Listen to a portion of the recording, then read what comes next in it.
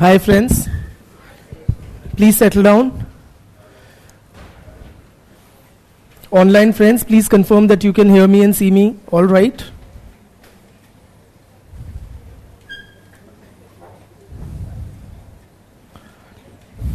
Thank you. Okay, so please close your eyes for a bit.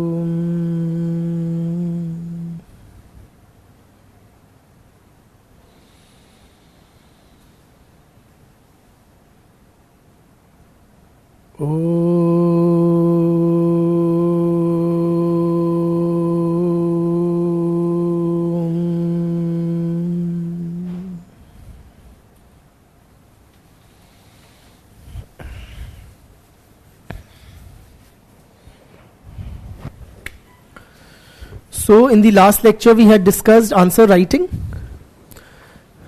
Is that correct? Okay. Any doubts pertaining to answer writing? Anything? Any doubts, big or small? Sir? Yes? Sir, can we use Can we use whatever was discussed for answer writing in GS1 society part? Firstly, I am not the best person to be guiding you for GS answer writing. Okay? Very open admission, because that's not my forte, that's not my area. So with sociology I can say with a degree of authority, not for GS, but some things are intuitively applicable, right? And some things are intuitively not applicable also. For example, in sociology answers you are clearly advised to include thinkers and studies, etc., which you should avoid in your GS papers. Or jargon, sociological jargon, you'll have to avoid while writing GS answers on the same topic. You may take knowledge from here, whatever you've learnt in sociology classes, but write it in the GS answers in a manner which is palatable or understood by an educated person from any background. Okay? So that difference is there. And I would not frankly vouch to, or I would not, should I say, dare to guide you for GS when I'm not too sure. Okay? A lot of knowledge from here you can definitely use there. How you present it, other teachers will be better qualified to answer that. Any other? Yes, please.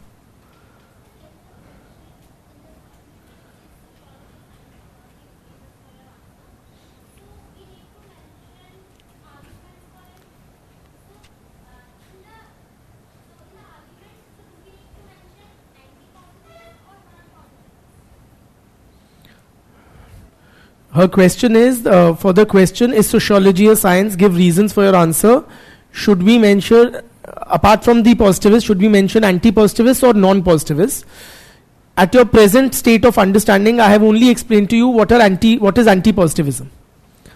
Non-positivism is a broader term which includes anti-positivists and something called post-positivists, which we'll discuss later.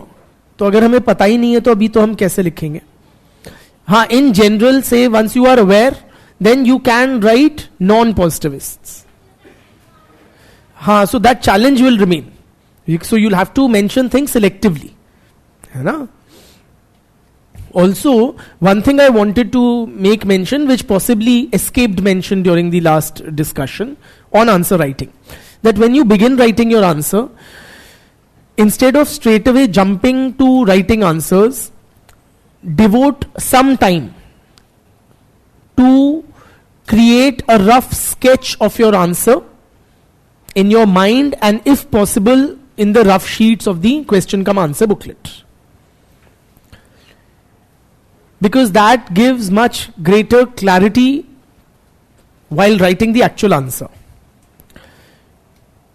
Now what this would do, this has a cost and there is a time cost to it. So if you take some time in framing the answer, it will take you some time, say 30 to 50 seconds, but that time will be well spent. It is worth it. You know, intuitively it feels ki there's so much time pressure, I have to finish in 8 minutes, so might as well start writing on the word go, ki matlab question dekha and you start writing. But in my considered view, it does benefit if you can devote 30 to 50 seconds to broadly develop a framework what all you are going to write.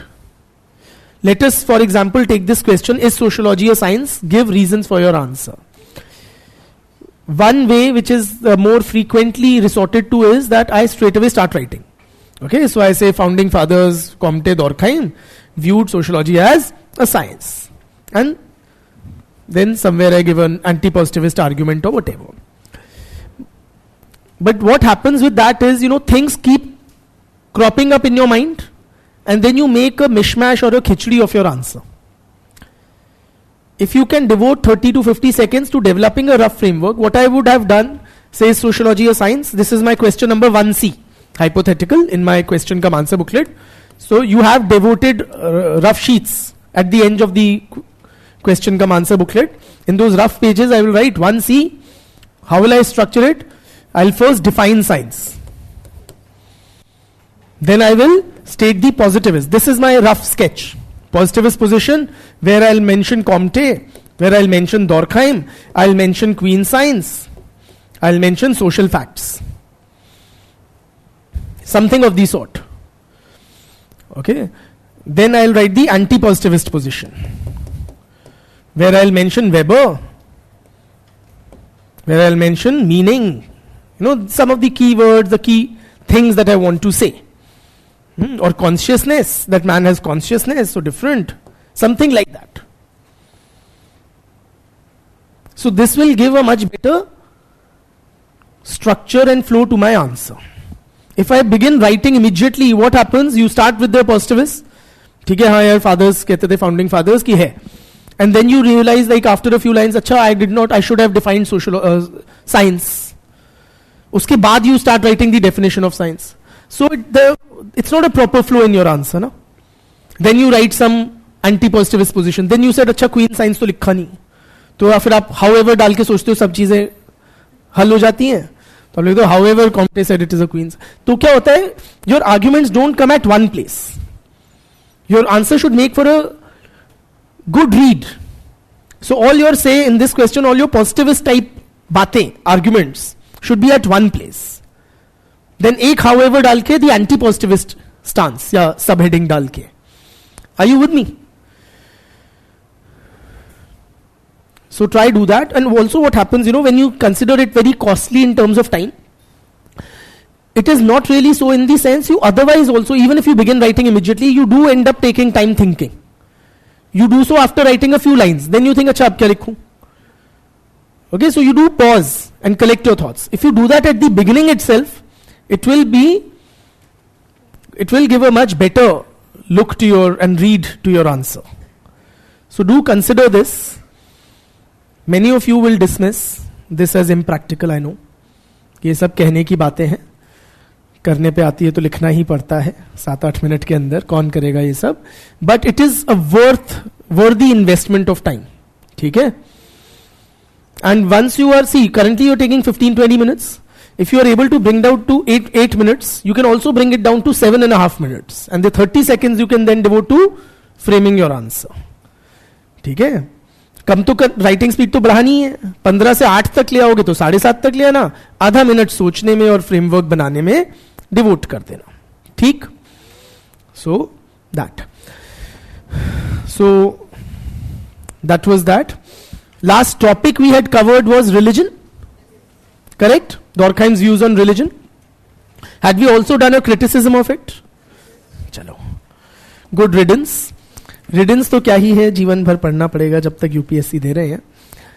But we are done for it for now. Done with it. Now moving on to the next topic, which is division of labor. Firstly, while writing answers, don't use shorthand like DOL for division of labor. In your notes it's fine, and don't do that ihsan on the examiner also, that first time you mention division of labor you mention in brackets DOL and thereafter you start writing DOL. Don't do that. Avoid such short forms, and don't use this for according और this for according. ठीक है. हाँ, क्या BCZ for because God, that's sacrilege. हाँ, never do that. ठीक है. तो अपनी भाषा अपने पास रखें, जो सार्वजनिक भाषा है उसी का प्रयोग करें. Now coming to the topic, division of labor in society. This was, friends, the first major sociological work of Sri Durkheim. It was the PhD thesis of Durkheim, titled Division of Labor in Society.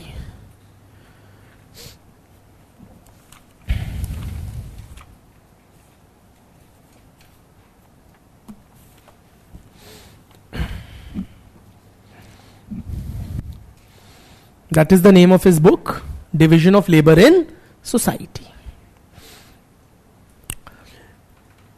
Forget Durkheim for a bit and tell me, what do you understand by division of labor in normal English, normal bhasha?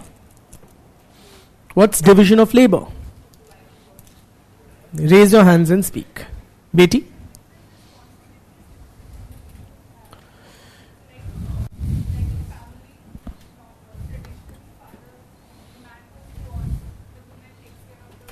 That's such a wonderful division of labor we have within the family.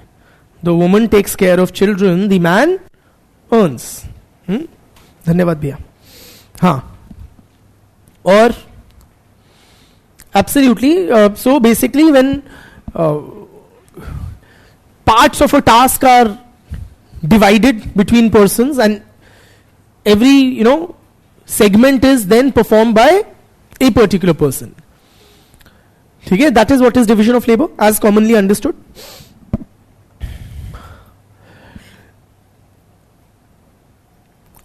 Before Durkheim, friends, now Durkheim clearly was not the first person to have analyzed division of labor. Okay. Before him, which stream had particularly, or which branch of knowledge had particularly paid attention to this phenomena of division of labor? Economists, and most prominently amongst them, Adam Smith, had paid adequate attention to this notion of division of labor. Have we discussed this? No? Today only we've begun with division of labor, na? ठीक है. How the economists following Adam Smith viewed division of labor? Was it beneficial or was it detrimental? Beneficial या immensely beneficial? Immensely beneficial. Division of labor was immensely beneficial. In what sense? What were these immense benefits that you speak of? Specialization का ही तो क्या फायदा है? That is what we are asking. Production, efficient production. Absolutely. The quantum of production increases manifold. The production efficiency increases manifold when there is a task specialization or a complex form of division of labor. In other words, when different persons are doing different tasks, each one becomes far more efficient at their job, right? And resulting in large scale increase in production and production efficiency. Have we discussed an example? Say manufacturing of shirts. Have we earlier? Or should I threaten you to repeat it? So say if you are manufacturing shirts, because I didn't hear a lot of yeses. So instead of one person manufacturing the whole of the shirt, right? If you do that, one person may manufacture a shirt in 10 days. You divide the task of manufacturing shirts. One person is only dyeing the cloth in the color. The other is stitching it in the particular pattern. The third is putting the collar on it. The fourth guy is putting the buttons on it. And so on and so forth. The fifth guy is ironing it. The sixth is packaging it, and so on and so forth. So the fourth guy is only putting buttons in first shirt and the next and the next and the next. Like you have in an assembly line production. Right? So each guy becomes much more faster at their task, resulting in saving of costs, resources, time. So if you were earlier 10 people were able to make 10 shirts in a day, now 10 people can make 1,000 shirts in a day. Really, these quantum jumps in production efficiency and production were witnessed. What came to be known as the Industrial Revolution. Okay? So this aspect or this phenomena of division of labor had been amply written about by various economists, starting right from Adam Smith and several others following him. Okay? Just write down a basic definition.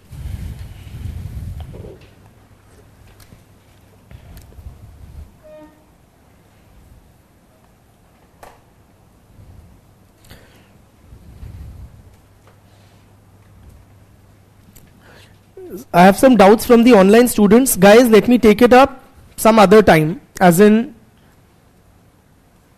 maybe just before the break today. Division of labor means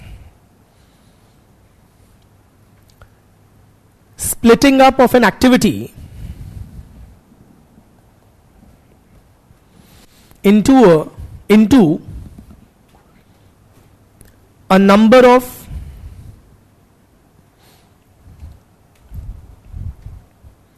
smaller parts, smaller processes.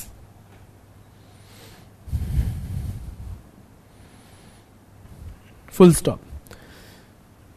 These different processes or tasks are then undertaken by different persons.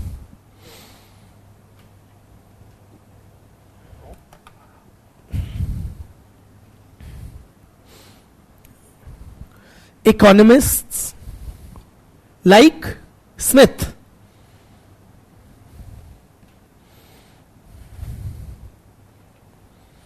viewed this process of skill specialization resulting in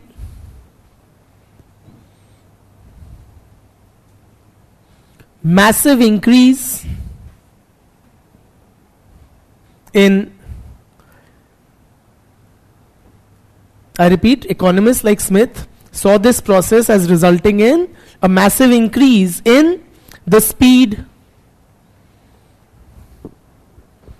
efficiency, and economic productivity.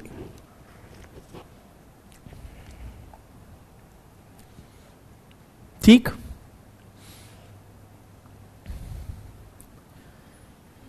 Now this aspect had been discussed a lot before Durkheim began analyzing division of labor. But Durkheim did bring a new dimension to the analysis of division of labor. Durkheim did not see it as solely confined to the economy. For Durkheim, division of labor exists not just in the economic domain or in the production system, but in social life.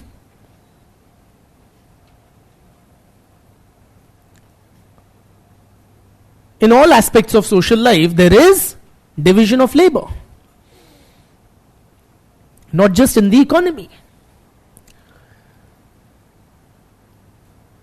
like someone rightly pointed out, there is division of labor in the family. Is there a division of labor in the education system? Of course there is. Teachers do the teaching, administrators do the administration, ityadi. Is there a division of labor in the political system? Of course there is. You have some persons entrusted with policy making, another with other set of people with policy execution, so on and so forth. Right? So division of labor is not just confined to the production system, but it exists throughout the society.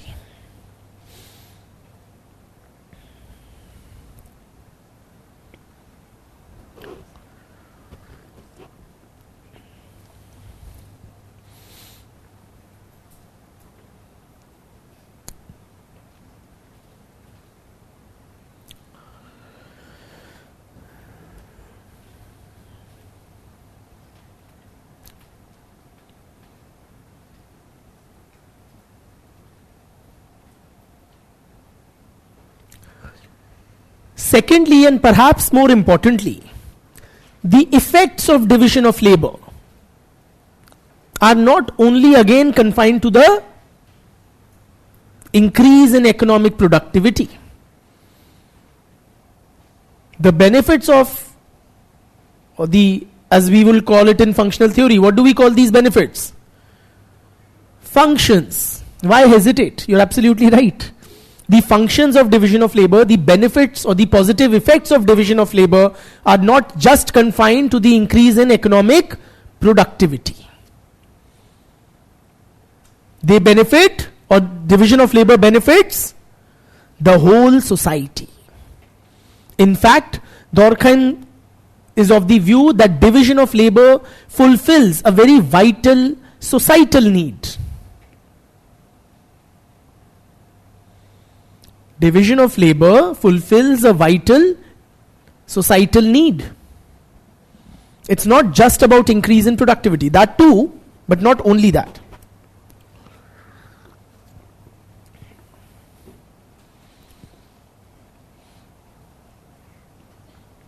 It fulfills some vital needs of the society.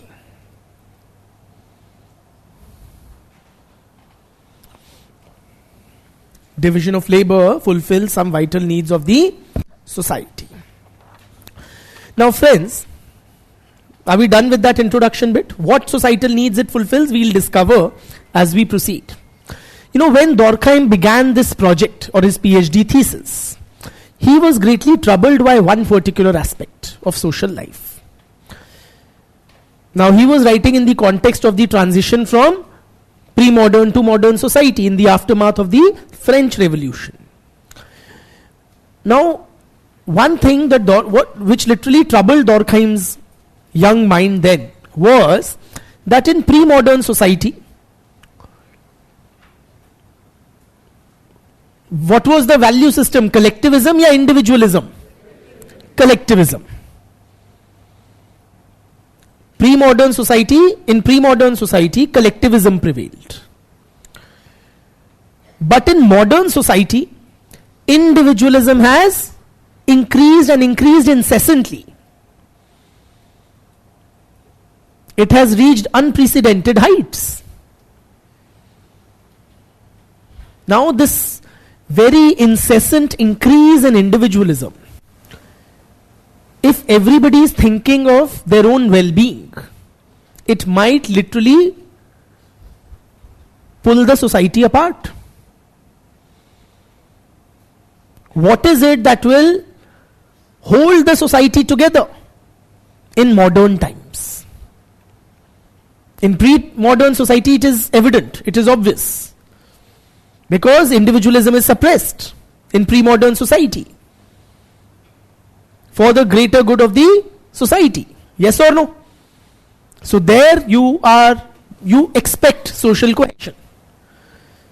But in modern society, every person fending for himself, thinking only of himself.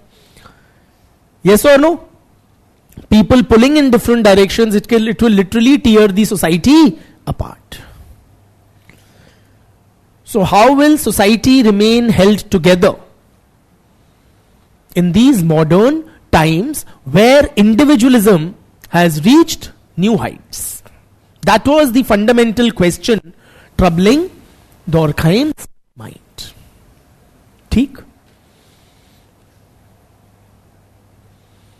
Pause मतलब लिख लो खुद ही से.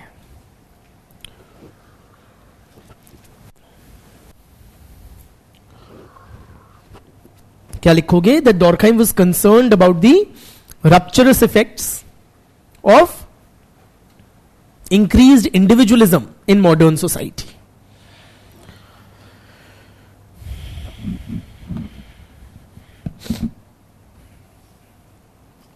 Rupture मतलब to rupture, tear apart.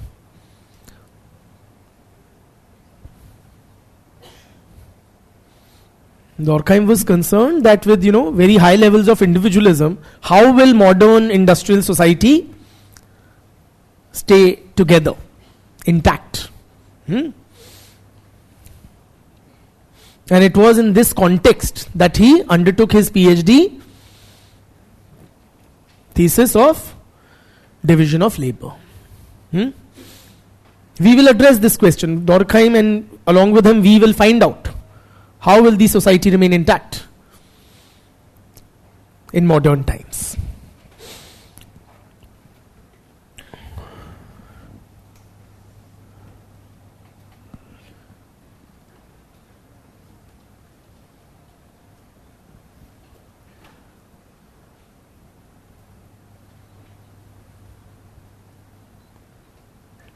Is there anything we have not understood here?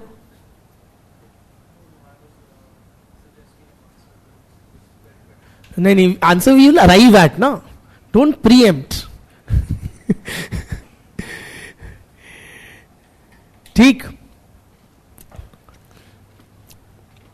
Now, in his book, Division of Labor in Society, Durkheim undertakes a very detailed analysis of this social transformation from pre-industrial society to modern industrial society. How the society has, why it has changed, how it has changed, and how particularly the division of labor has changed with this transformation from pre-modern society to modern society.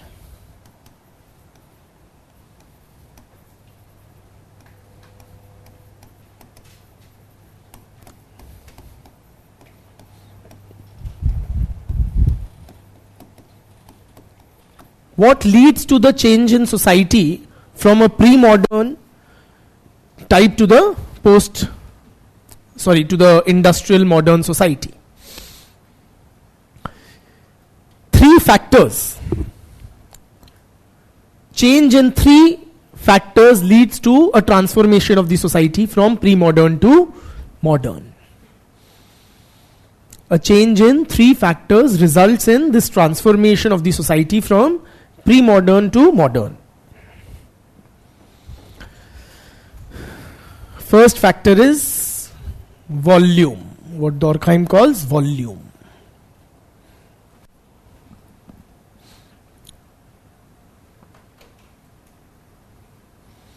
Volume is nothing but a fancier term for the size of the population.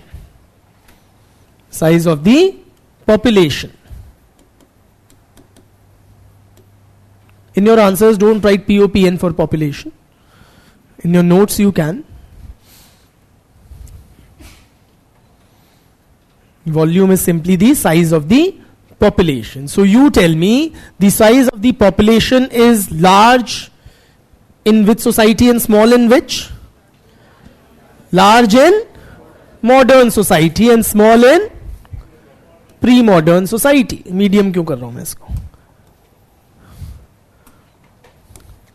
In other words, due to an increase in volume, the volume increases.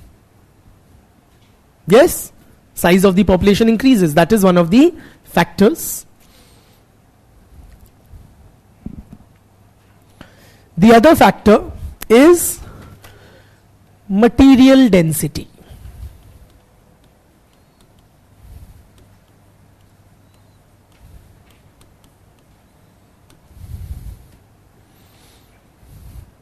The second factor is material density, which is another term for the density of the population.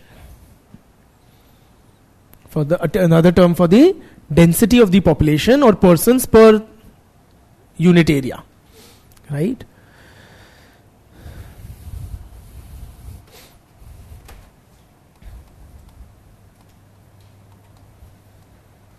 Now what happens to the material density or population density as society transforms from pre-modern to modern? Increases or decreases? Increases or decreases? Increases. Think of a village as the prototype of a pre-modern society and a metropolis as the prototype of a modern industrial society. Are you with me? So the material density also increases, is low in pre-modern society and it is high in a modern society.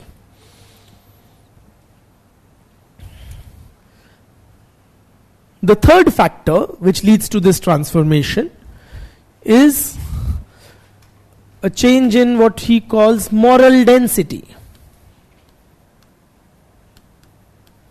Moral density.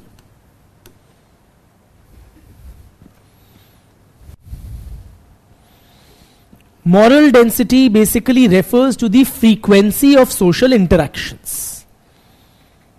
Moral density is the frequency of social interactions.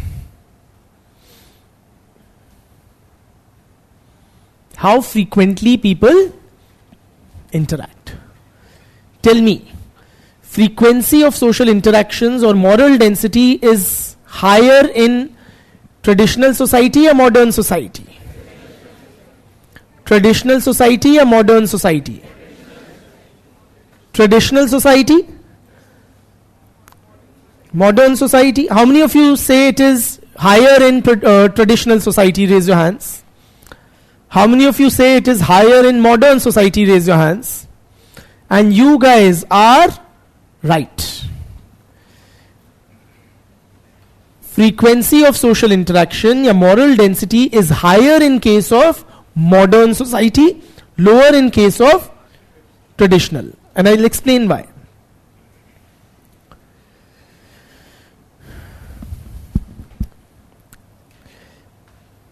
Please appreciate why it is higher in case of modern society. Pehli baat, because the population and population density are higher. Very importantly. In other words, there are far more people to interact with.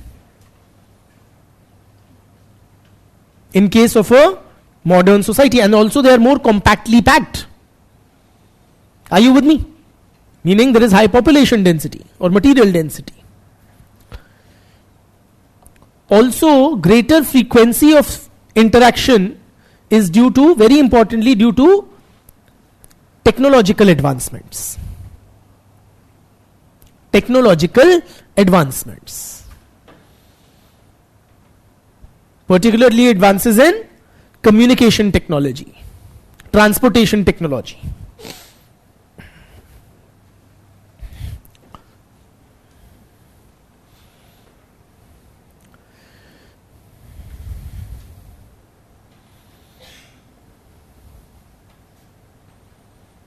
Simply, friends, 400 years back, if I had to send a message to you, sitting in another city, how would I do that? Sorry? How would I do that? Send a kabutar or something? A pigeon message or messenger boys relaying it from one city to the next. My message will reach you in several days, weeks, months, and then you will respond. Yes or no? And then the post and telegraph was invented. That increased the frequency with which I could interact with you.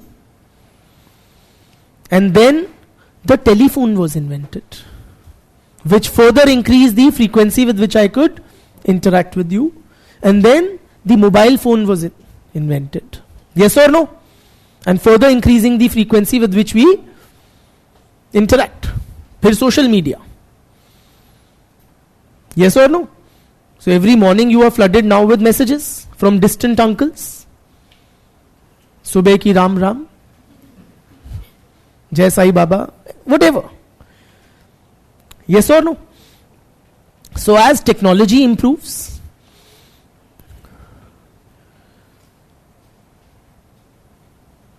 imagine yourself staying in a village. How many people you would interact with? And compare it to yourself staying in the metropolis of Delhi. You travel simply, say, in a village by a bullock cart. You and the bullock cart driver. That's all. But here you travel by metro. And you are interacting with scores of people. But the question is that really interaction? We don't interact. Especially we girls from good families, we don't interact with these strangers. Huh? Nahin? We keep to ourselves, and we keep a very snobbish look also deliberately, so that we don't have to interact with these strangers. Do we interact with people, strangers in the metro? Is there social interaction at play there? You bet you do. You really do. Lot of interaction is taking. Interaction doesn't mean, long chats or heartfelt exchanges. किसी से आप नजरें मिलाते हो तो आप उससे interact कर रहे हो. किसी से आप नजरें चुराते हो तो भी आप उससे इंटरैक्ट कर रहे हो. किसी से धक्का दे रहे हो या ले रहे हो, उसमें भी सोशल इंटरैक्शन है. Are you with me? So there's a lot of such social interaction. Mass media. So much of receiving of communication. है ना? अब द्वार बाईं तरफ खुलेंगे. ठीक है? So lot of interaction, one way, two way, lot of interaction is taking place. Are you with me? Simply because Delhi is so jam-packed with people, population. Clear? So the frequency of social interaction or moral density is higher in case of a modern industrial society and lower in case of a pre-modern society. So as these three factors change, volume, material density and moral density, or as these three factors increase, the society transforms from a pre-modern society to a modern industrial society.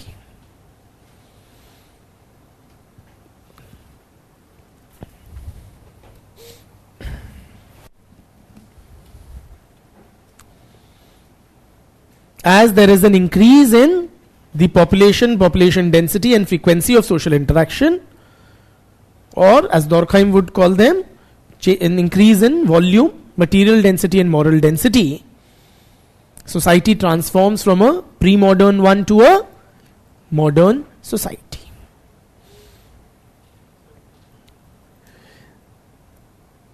These three factors are combinedly referred to as dynamic density. As dynamic density. So we can talk of them as these three or combinedly together as dynamic density.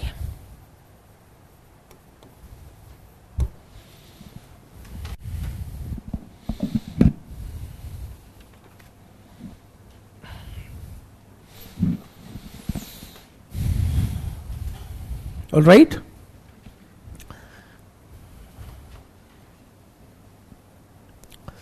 Now, may I?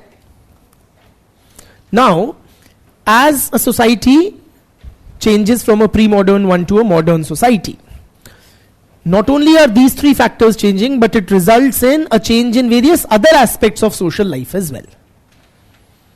There are important changes in other areas of social life, including the division of labor in society as well. समाज के बाकी सभी aspects पे फर्क पड़ता है इसका, including division of labour. Let us now try to appreciate how does the division of labor change as the society transforms from traditional to modern.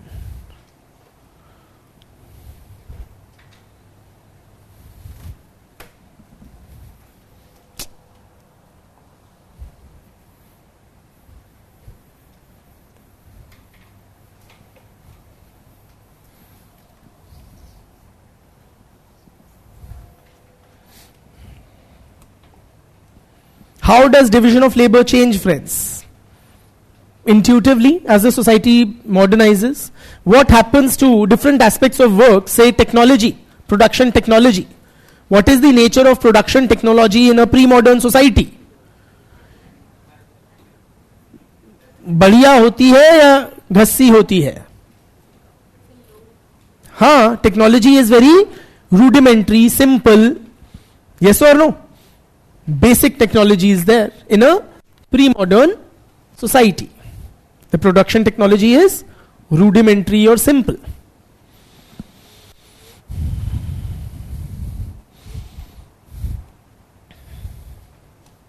While in case of a modern society, technology कैसी होती है? Production technology is advanced.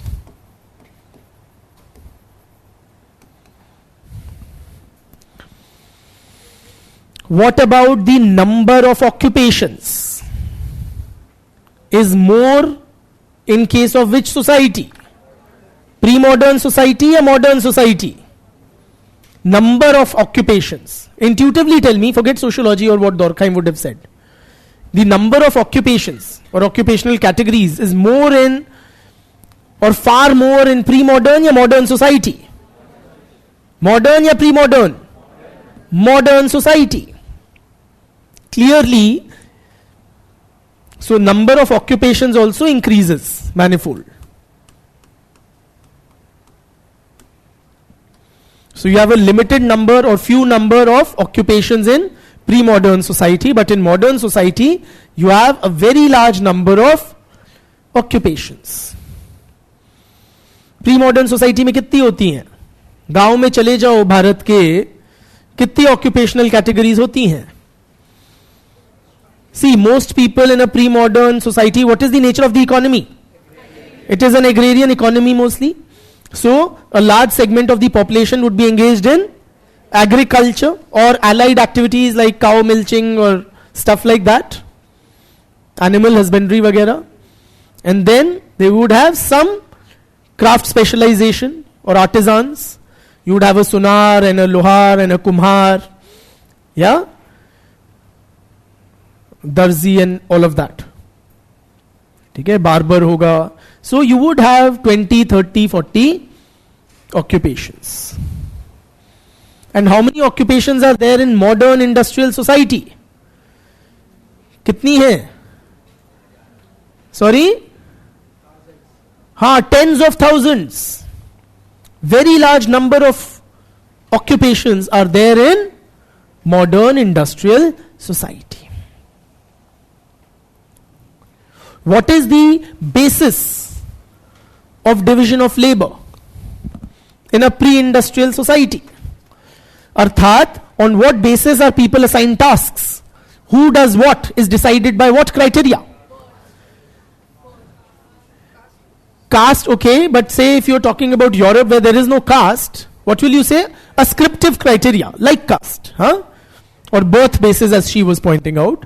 So in pre-modern society, the basis of division of labor, or the basis on which people are assigned tasks, would be ascriptive criteria, or ascriptive criteria like caste or something, or sorry, वही hereditary, family occupation,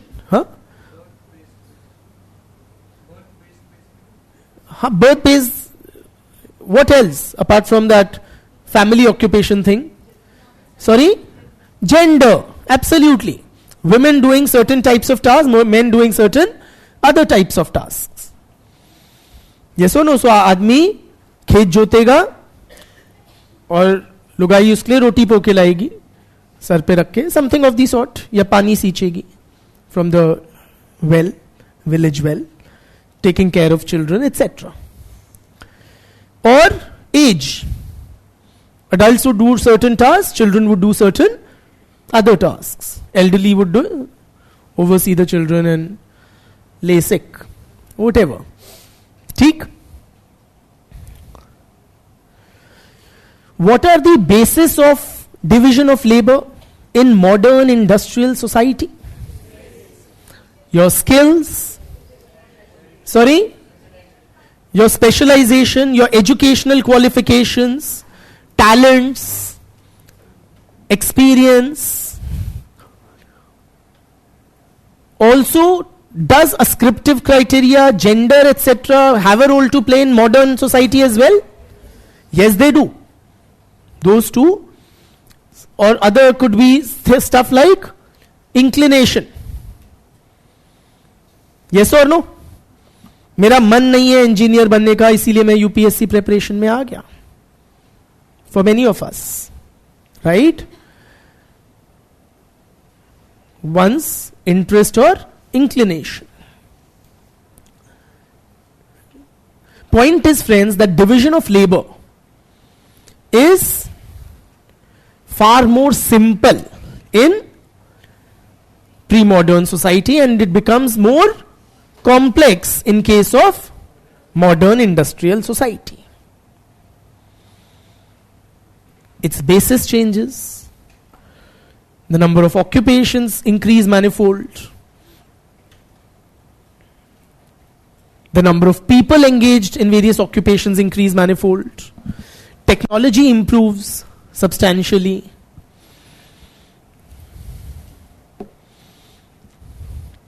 The level of specialization is high in which kind of society? Is high in modern society, and it is low in case of pre-modern society. In fact, modern society, friends, the more it advances, there is further specialization. Super specialisation का जमाना कहते हैं आज को.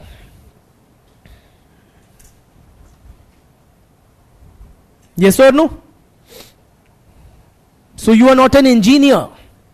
You are a mechanical engineer or a textiles engineer or a petrochemical engineer or a computer engineer.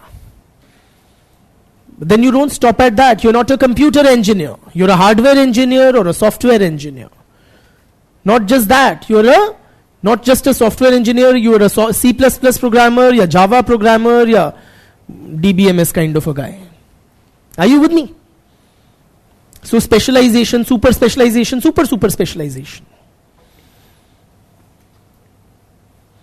In your own lives you may have felt it, particularly say, in our childhood we used to go to a doctor. कुछ भी होता था doctor के चलते हैं. अब वो doctor तो खत्म ही हो गया. You have now specialists. So now you go to an eye specialist or an ENT specialist or a heart specialist or a this or that. Yes or no? GP has somewhat disappeared. The general physician, the neighborhood general physician, family doctor kind of a guy. At least in the big metros, he has or is very quickly disappearing. Replaced by specialists.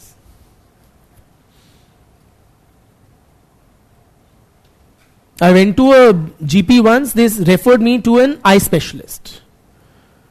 Okay, and that eye specialist, he said कि I further refer you to a retina specialist. He said मैं cornea में deal करता हूँ ज़्यादा. मैंने कहा ठीक है भैया, उसके भी टुकड़े कर दो. हाँ. So that is the kind of times that modernity witnesses. Eras of very high levels of skill specialization. ठीक? Now, please appreciate why. Why do 20, 30, 40 occupations of the pre-modern society get replaced by these tens of thousands of specialized jobs of the modern industrial society? This is very necessary for the society to be able to survive. Why this complex division of labor emerges in the first place is because it enables the society to regulate. लिख ही लो फिर पहले मैं dictate कर देता हूँ फिर समझा दूंगा. ठीक है. अदरवाइज ध्यान नहीं रहता पढ़ाई में, है ना. The complex form of division of labour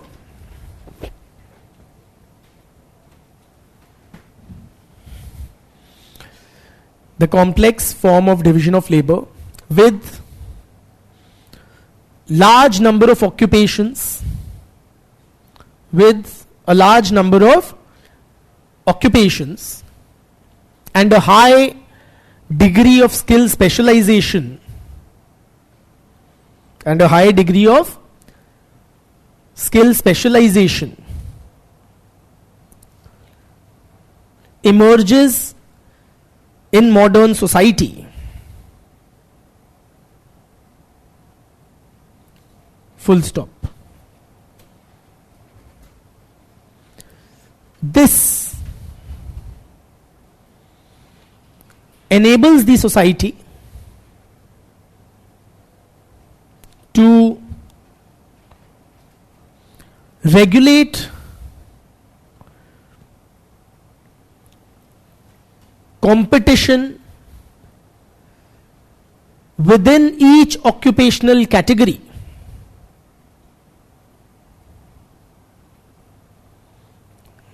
This enables the society to regulate competition within each occupational category within manageable levels.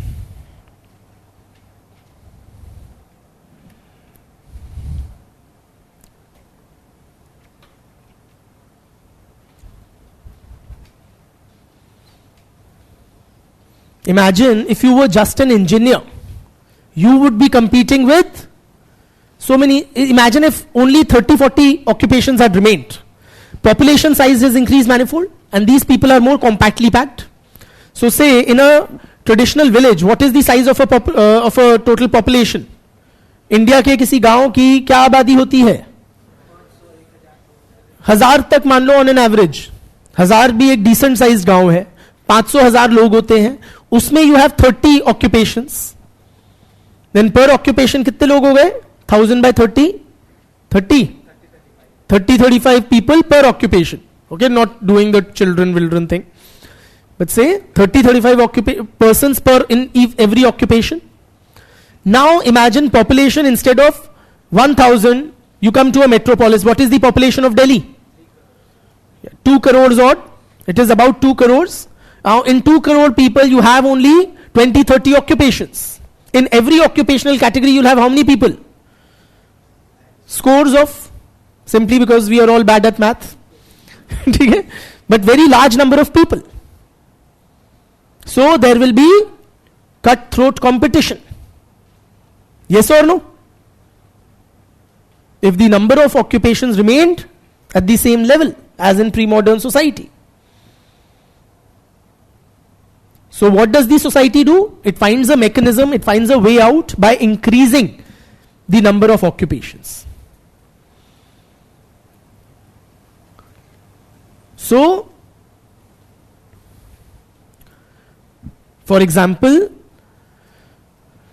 you aren't an engineer competing with other engineers. You are a C++ programmer competing with fellow C++ programmers for clientele or business or whatever, or jobs. Are you with me? My occupation is what? I'm not a teacher competing with other teachers. I am a sociology teacher. But I'm not just a socio teacher competing with all other sociology teachers. I am a sociology optional teacher for the UPSC exam, competing with only other sociology optional teachers for the UPSC exam. A much narrower category. Are you with me? If I were a teacher, there are tens of thousands of teachers vying for the same clientele or whatever. Even if I were a sociology teacher, I would be competing with so many. But I am not competing with the college sociology professor or the school sociology teacher. I am who? I am a sociology optional teacher for the UPSC exam.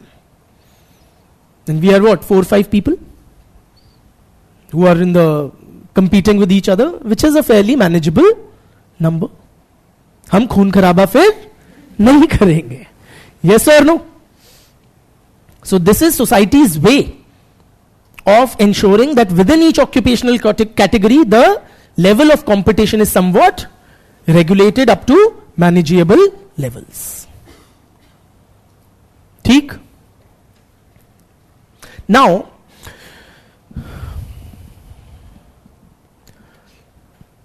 please appreciate, not only those three factors change and the division of labor changes, other aspects of social life are also significantly affected by this transformation from pre-modern to modern society.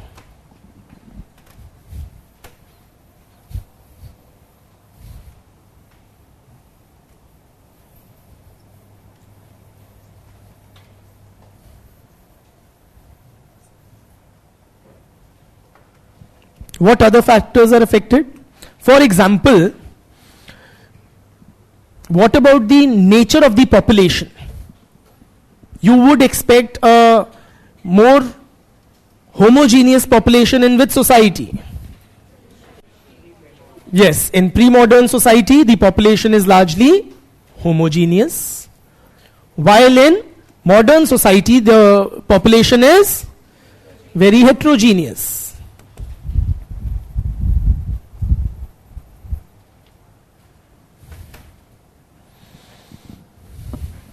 Meaning what? Homogeneous meaning people are characterized by sameness. Characterized by sameness. They are quite similar to each other in many ways.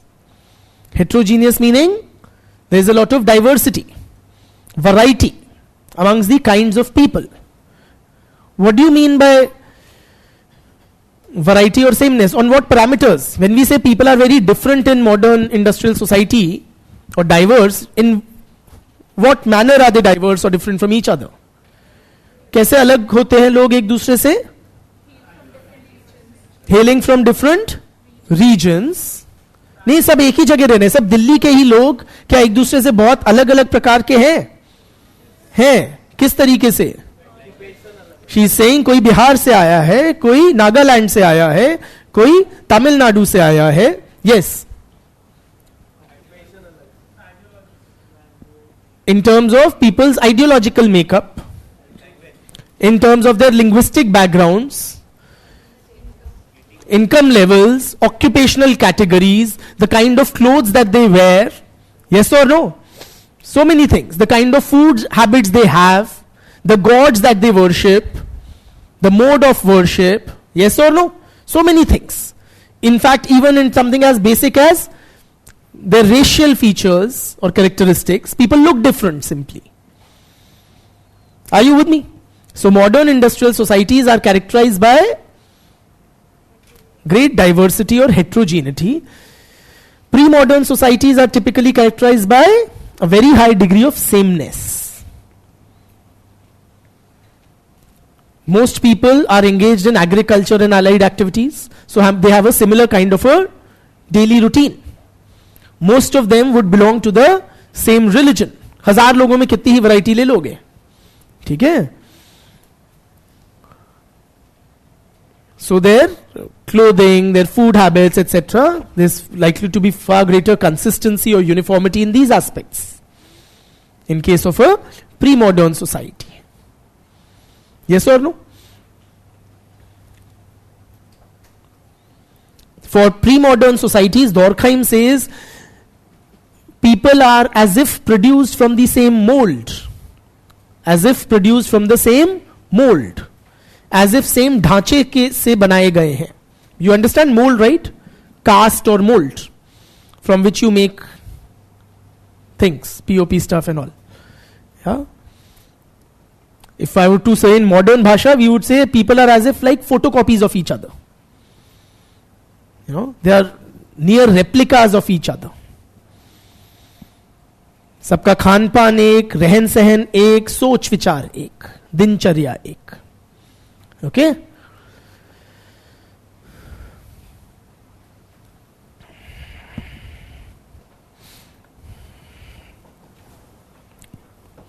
Also, there's something, Durkheim uses this term conscience collective. Conscience collective.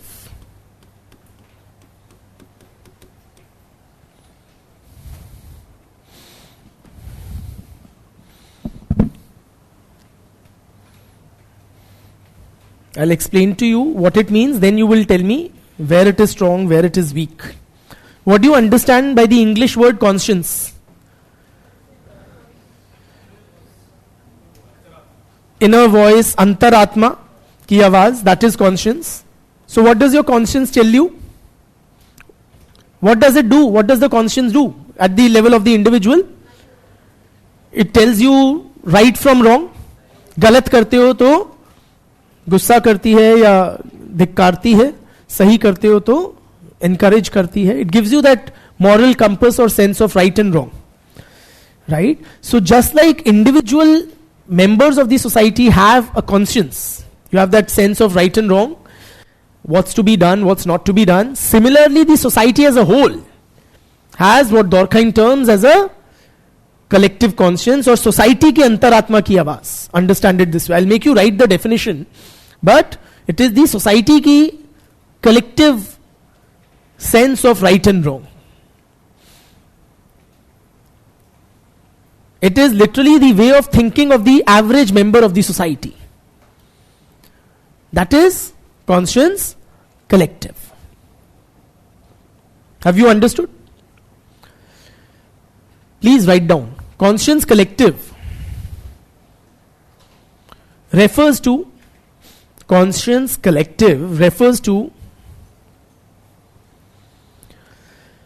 the totality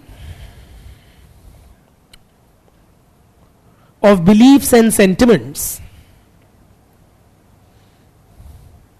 Totality of beliefs and sentiments common to the members of the society.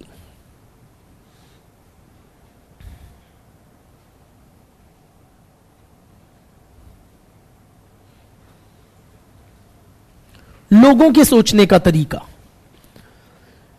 ठीक है? या जैसे हमारे समाज में बोलते हैं चार लोग होते हैं ना, वो चार लोग जो हमारे जीवन को बहुत अफेक्ट करते हैं. That is the conscious collective, कि चार लोग क्या कहेंगे. ठीक है?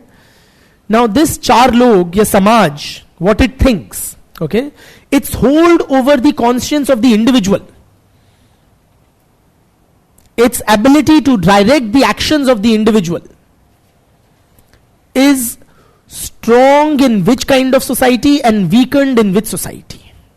Strong in pre-modern या modern society? Pre-modern या modern society?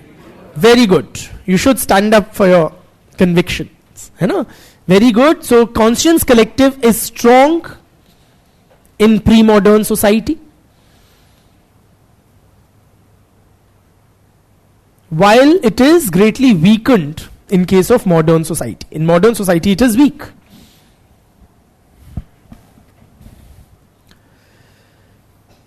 In other words, collective conscience represents the hold of the society over the individual, right? Represents the hold of the society over the individual, and that hold is stronger clearly in case of pre-modern. Why is it weakened in case of modern society? चार लोग क्या कहेंगे, इससे modern society में कम क्यों घबराते हैं या कम क्यों अफेक्ट होते हैं? Raise your hands and speak, otherwise it will remain a cacophony. One is of course that there are too many people. तो अगर मैं ड्रैग में निकल भी गया, किसी को क्या ही पता, है ना? बिल्कुल. So one is the simply the mass of people that is there, heterogeneity. So absolutely correct. Yes or no? So to me, so I may eat beef. What if you don't, or your religious views don't permit? Yeah, my views as a Muslim or as an atheist may permit me to eat beef. And I couldn't care less about what you think. Yeah? Yes? My occupation doesn't depend on? We'll come to that. We'll come to that part in a bit. But yeah, So point is, we clearly understand that the collective conscience is strong in case, or the ability of the society to affect the individual is far stronger in case of traditional society than in case of modern society. ठीक है? What about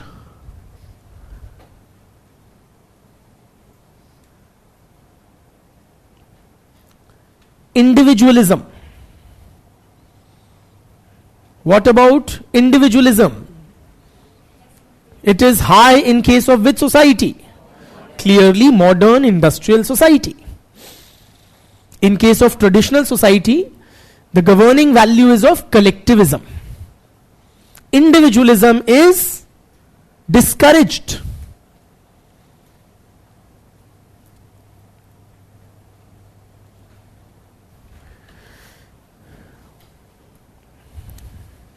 Individualism is very, kept in check in case of traditional or pre-modern society. But in case of modern industrial society, it has increased kitna? Itna, right? It has increased manifold. There is heightened individualism in case of modern industrial society. और क्या इससे हमारा समाज तितर बितर हो जाएगा, बिखर जाएगा? आइए आगे देखते हैं.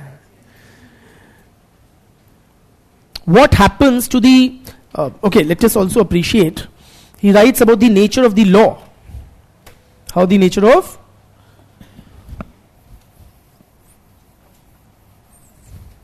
law changes. The law is repressive in case of pre-modern society. I'll explain the meanings of these terms. And it is restitutive in case of modern society.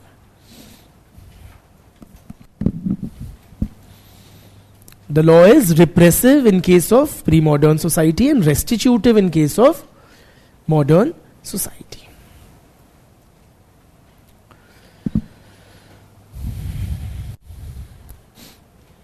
What do we mean by that? When the law is repressive, say in case of a traditional society, it means that any crime committed, okay, by an individual is seen as a crime against the whole society. A crime is seen as a crime against the whole society, as a violation of the societal norms, the societal code, as it were. ठीक? कि समाज ने कुछ मना किया है और तुमने उसका उल्लंघन किया है. But in case of modern society, a crime is seen as a crime against the individual victim. The individual victim of it. Therefore, in pre-modern society, punishment is severe. Punishment is very severe, very harsh.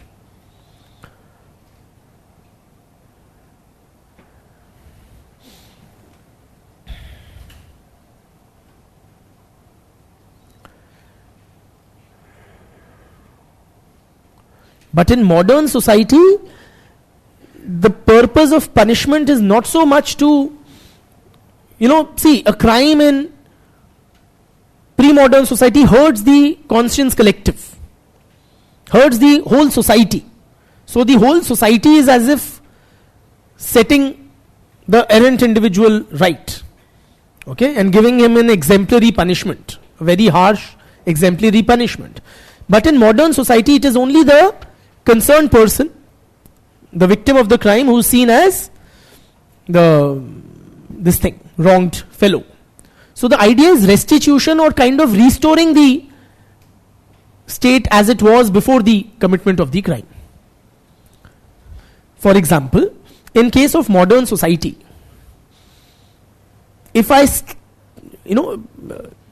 say if I have a criminal, okay, and he cheats you of 1 crore rupees, then the purpose of the law is to ensure that you get your 1 crores back. Are you with me? But in case of pre-modern society or a traditional society, if you commit a theft, what will be done?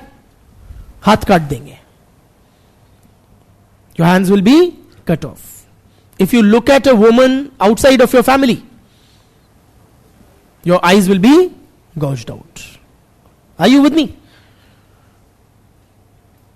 So punishment is very severe because it hurts the whole society. Now, of course, this is not a blanket or a very clear distinction. In other words, even in modern societies, do we have some harsh punishments like capital punishment or death penalty still retained not only in our society but even in USA, for instance? Okay, so for certain crimes, but like Supreme Court has said, it is to be used in the rarest of the rare cases. Are you with me? Say a parliament attack where the conscience collective is hurt, or a Nirbhaya gang rape. It was considered as very brutal, right? And it hurt the whole society. So there was a clamor for death penalty for the convicted persons. Are you with me? But in general, the law is repressive in case of traditional and restitutive in case of modern society.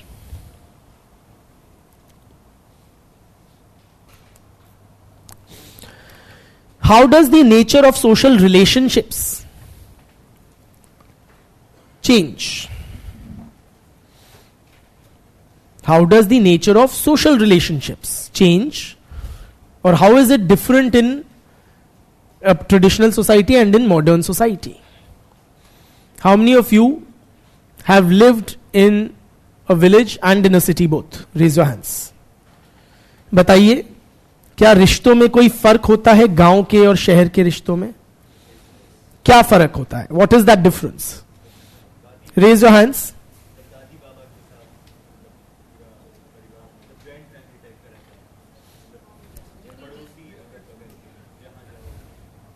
क्या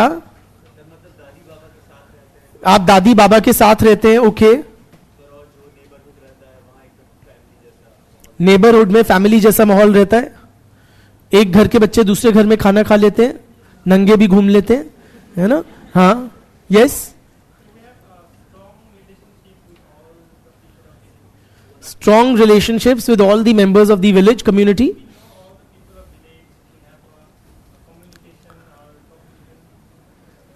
You have personal relationships with all the members of the village. You know them well, etc. And how is it in Delhi, beta? How is it in the cities?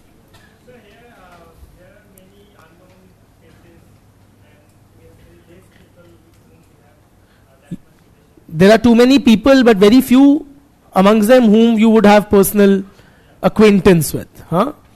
So one is you have more personal acquaintances in the village than in the cities.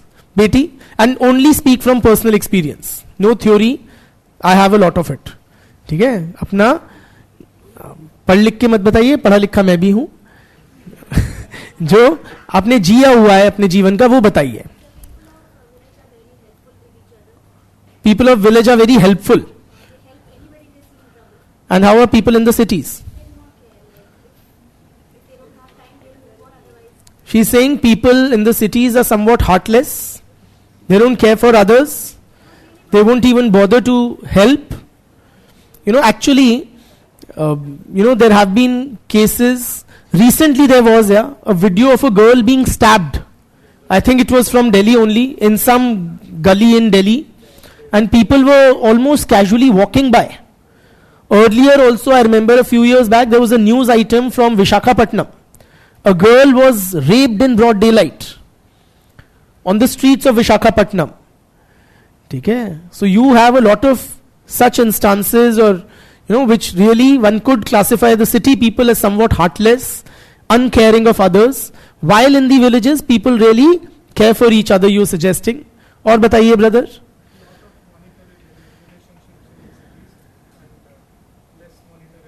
So money governs relationships in the cities, but in the villages, what does? If it's not money, what governs relations? Social acceptance. Interesting. Yes. So we are known by a family name in villages. What our family does and what the family name is. But So in the villages, you are known by your family name, family occupation, kaun jaat ho, है ना? That's this thing. And in the cities? we are known by our individuals, like what we do. What Okay, so it's not on the basis of your family, kiske bete ho, acha uske pote ho. That doesn't matter in the cities. What you do is what matters. Liberty. You've stayed in a village? Where? Uttar Pradesh. So you're saying there is greater liberty in the cities? Okay, like liberty to do what? For example? He's saying all is not dark and gloomy in the cities, guys. You have greater freedoms. Bitia, no crosstalk. Breathe. In the nuclear family, you can simply breathe more freely than in a suffocating atmosphere of a joint family in the village.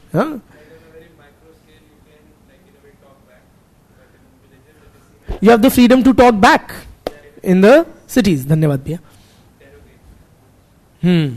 ठीक है. Of all the freedom that the city affords, it's the freedom to talk back which struck you, but ठीक है. Yes, बेटी.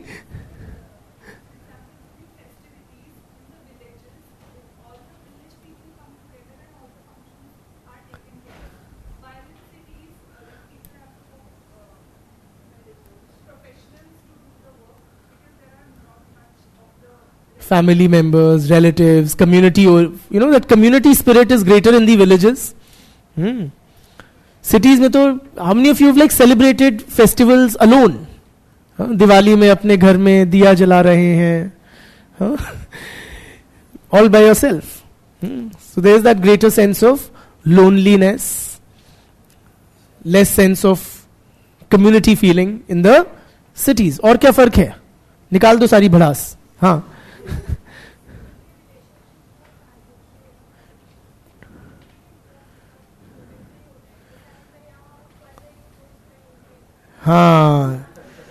तो ये कुछ पलों का रिश्ता है ना?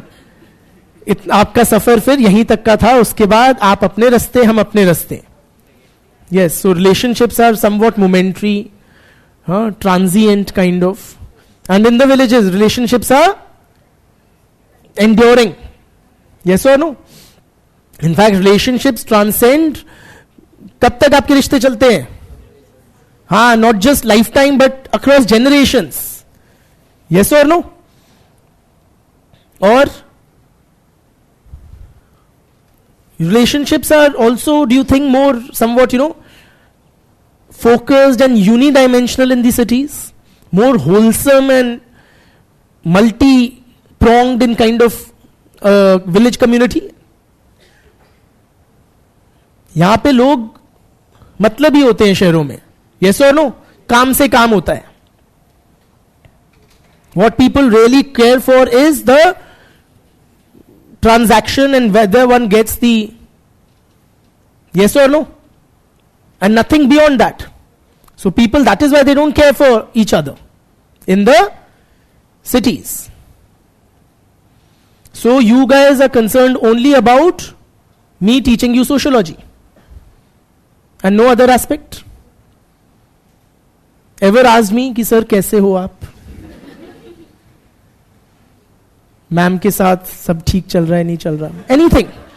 How are your children doing? Your parents are ailing. I hope they are fine. Did you ever bother? No. But in the village, imagine if we were in a village school. What would happen if you won't come to the school one day? The master ji, I would cycle to your house and ask आज मुन्ना क्यों नहीं आया? Yes or no? तबीयत तो ठीक है उसकी. And then I would ask 10 other things also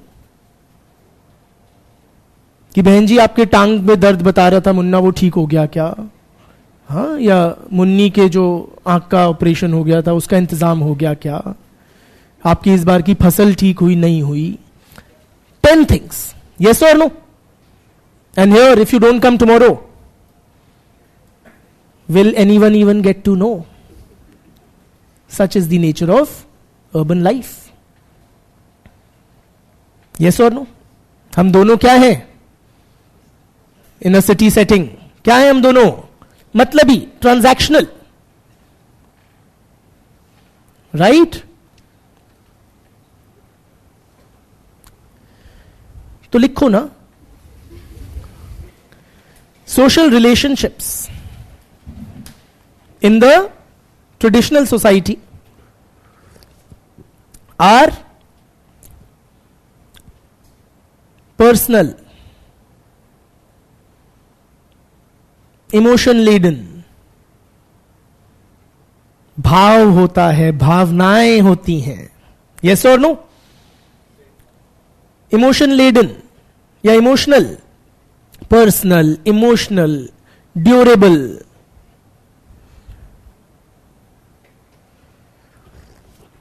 And multidimensional.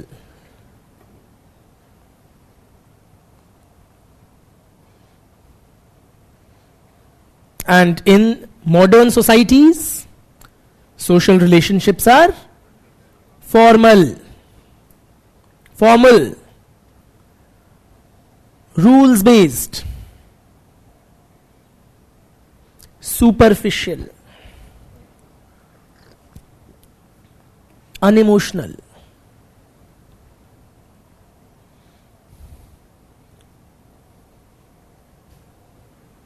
Purpose driven,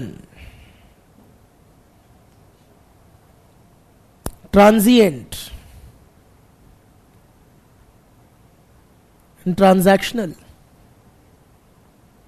ठीक? जो जो समझ आए लिख लो. पर्पस ड्रिवन होती है, फॉर्मल होती है, रूल्स बेस्ड होती है, ट्रांजिएंट होती है, ट्रांजैक्शनल होती हैं.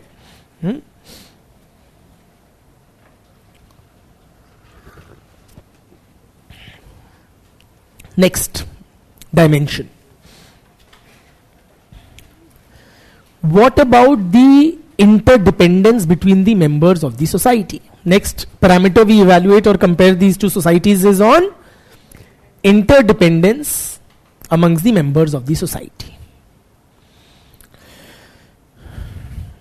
Now tell me, interdependence amongst the members of the society is more in a traditional society or in a modern society? Interdependence amongst the members of the society is more in case of traditional or modern society? How many of you say it is traditional society where there is more interdependence between the members? Raise your hands. And fully. Okay. How many of you say it is in modern society that there is more interdependence between the members? And you guys, my dear friends, are right. The degree of interdependence is more in case of modern industrial society. And let me explain why. Yeah, explain. Those who raised your hands that it is more in modern society, why? In modern societies, like there is specialization in everything. So, like the person does just a limited set of things. But in traditional societies, person can do many things. Wonderful. Very nicely explained. Absolutely. Or, so he just nailed it on the head. Basically, friends, please appreciate. The nature of society itself has changed. People's needs have increased. People's perceived needs have increased as the society has modernized. People are consuming more. There are more things to be consumed. Are you with me? Consumerism and materialism has increased. So people are consuming more and more. Couple that with the fact that there is skill specialization. There is skill specialization. Also, as technology advances, no, the level of interdependence increases.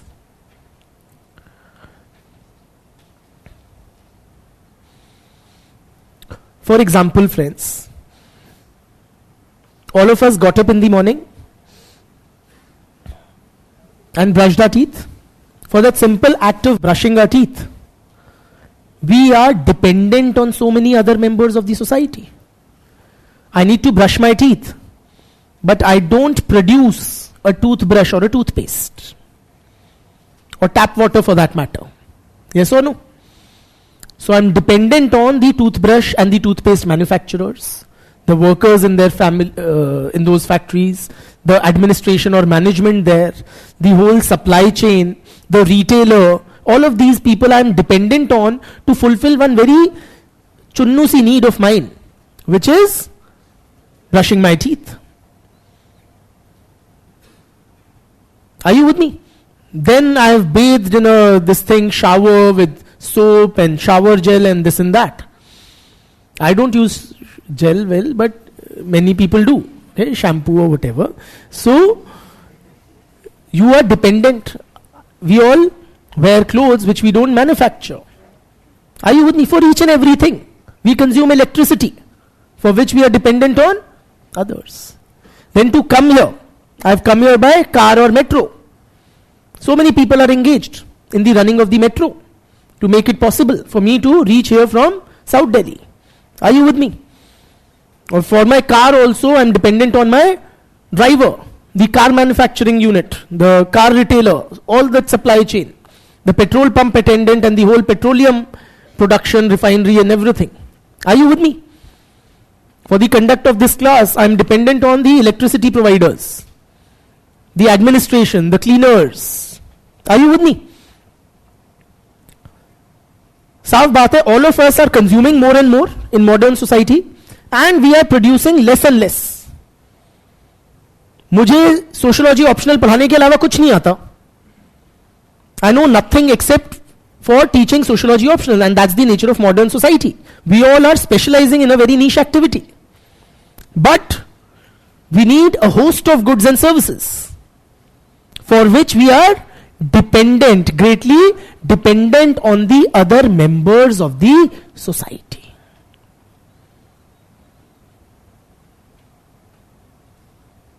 What about traditional society? वहां भी तो लोग basics of life करते थे.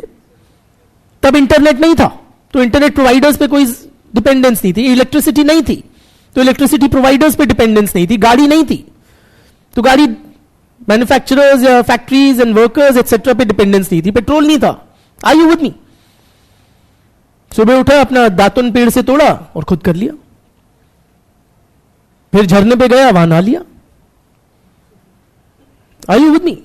So there was a lot of, living in a very closer to nature, without much intervention of technology, consuming much fewer things. Life was simpler, needs were fewer. So consequently, interdependence was also lesser.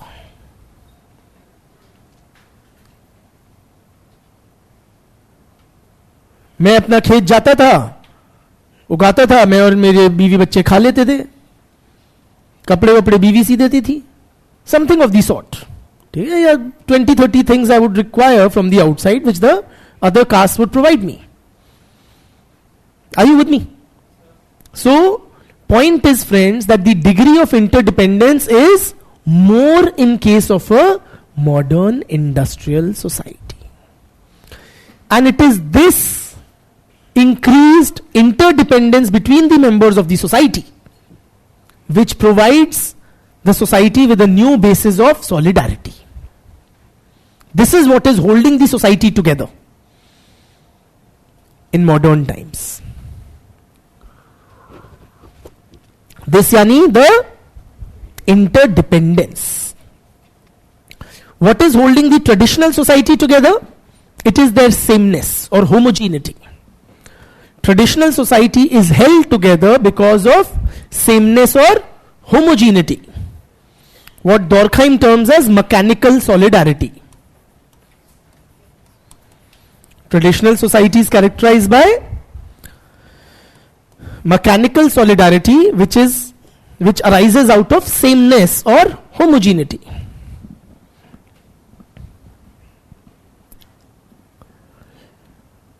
But there is no sameness or homogeneity in modern society. So what holds the society together? The greater interdependence amongst the members of the society. What Durkheim terms as organic solidarity.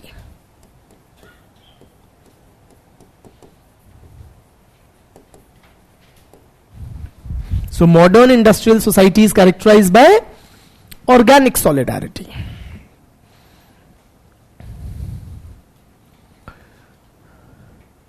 So there is high degree of interdependence.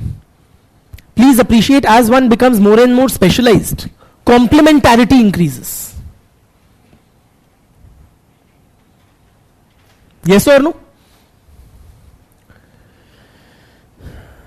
So I teach only sociology optional. But if I want to see your selection, I am dependent on the geography teacher, the history teacher, the polity teacher, the economics teacher, the ethics teacher. Why? Because I only know a very limited area of work or knowledge. So there is interdependence.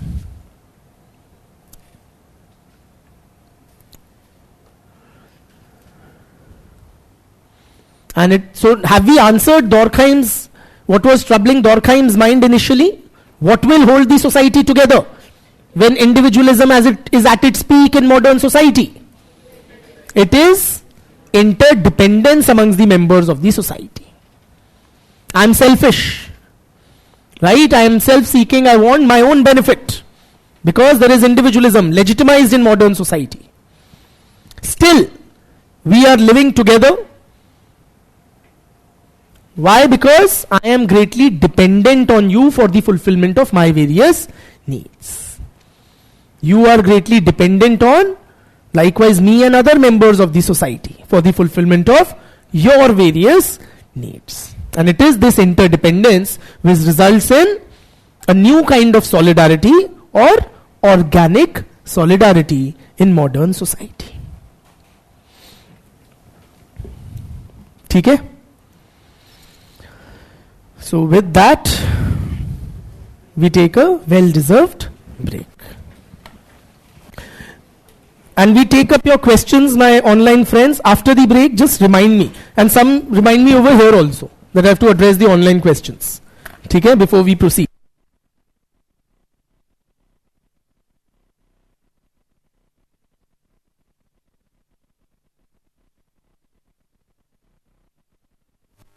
Are they modern or pre-modern? Because chronologically they are modern. One second. Hello? Hello, hello. Is it working? Hello, hello? It's working.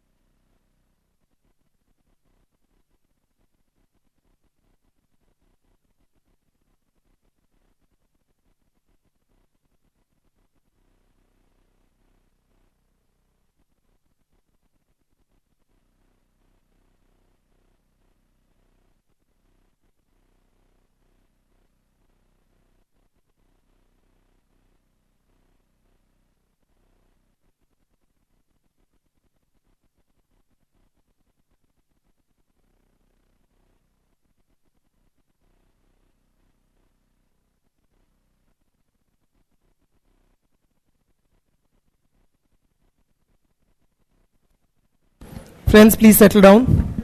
Let me take up the questions of the online students that were there initially.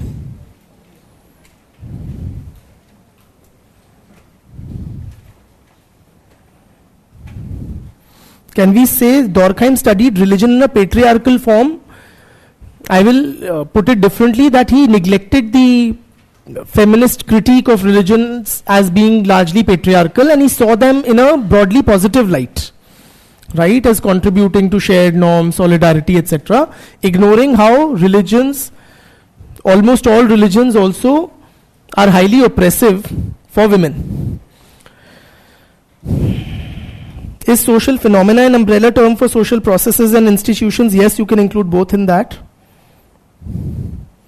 Do we need to always write full names of scholars, or the last names will also work? Say in an answer, if you mention the full name the first time around, and then you can just mention the last name. You know?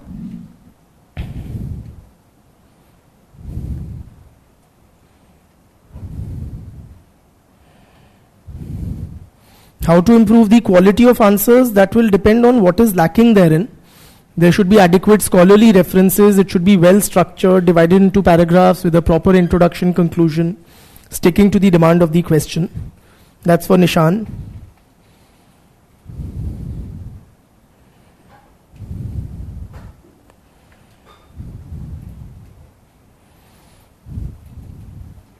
In the question asked, is sociology a value-free science?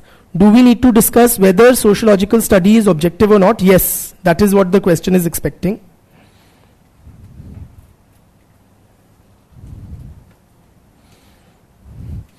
The reason specified for transformation in society as mentioned by Durkheim indicates his comparisons of humans with things.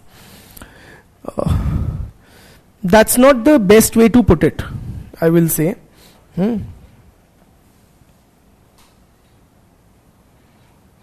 Does conscience collective play the role of social control? Yes, it does. Similar to value consensus.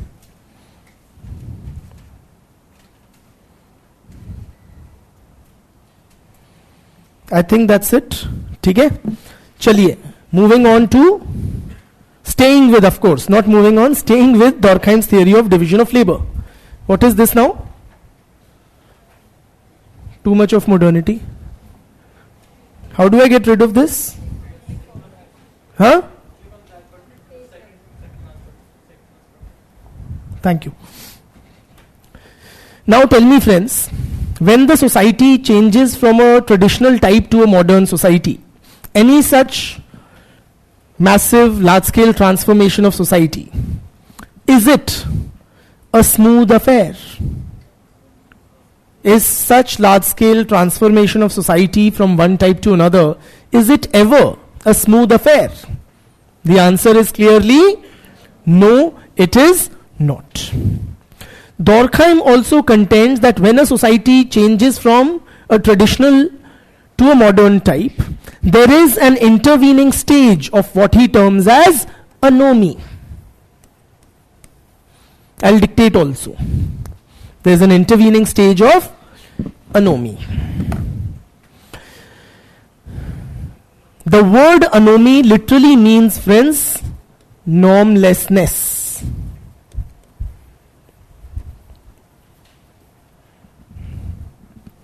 Normlessness. From a functional perspective, you tell me, are norms, are societal norms good or bad? Good. Are they necessary or one can do without them? They are necessary for the smooth functioning of our collective lives. Society requires shared norms and values. But when a society is rapidly changing from traditional to modern, there comes a stage when there is normlessness. Meaning what? The society is not able to offer clear norms, clear guidelines to the members of the society. Likhwa dunga. To the members of the society as to how they are expected to conduct themselves in different situations.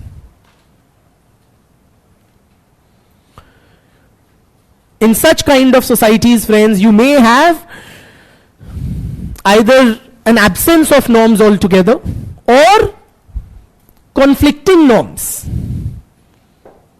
governing various areas of our social lives.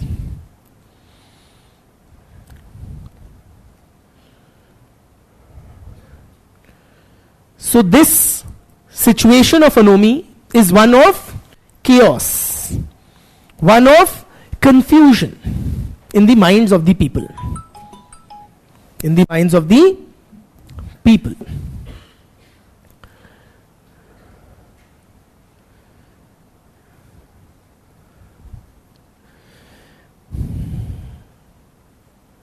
Do you know of any society which is neither pre-modern anymore nor fully modern yet, but is in that stage of transition from a pre-modern society to a modern society? ऐसे किसी समाज को जानते हो? कौन सा? Indian society. We, as we speak, are undergoing that phase of transition that Durkheim would have termed as anomie. Are there any confusions abound in our social lives? Aren't we pretty sorted out kind of people?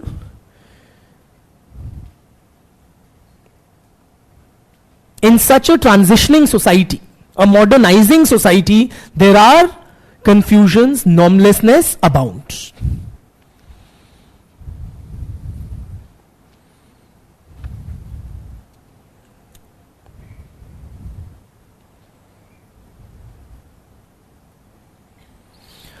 For example, I ask my female future bureaucrat friends here,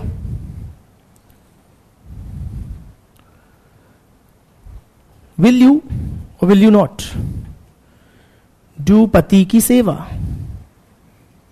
सास ससुर की सेवा? करोगे या नहीं करोगे? It's a matter of some confusion. एक तरफ हमने पढ़ ली feminist ideology and rhetoric. Yes or no? Which says that these are patriarchal controls on women, confining them to the domestic sphere and relegating them within the, to a lower position within the family. और दूसरी तरफ माँ बाप ने दे दिए कुछ संस्कार ऐसे. So you have traditional and modern norms coexisting. I asked my male friends, is it acceptable behavior to say, send anonymous friend requests to women online?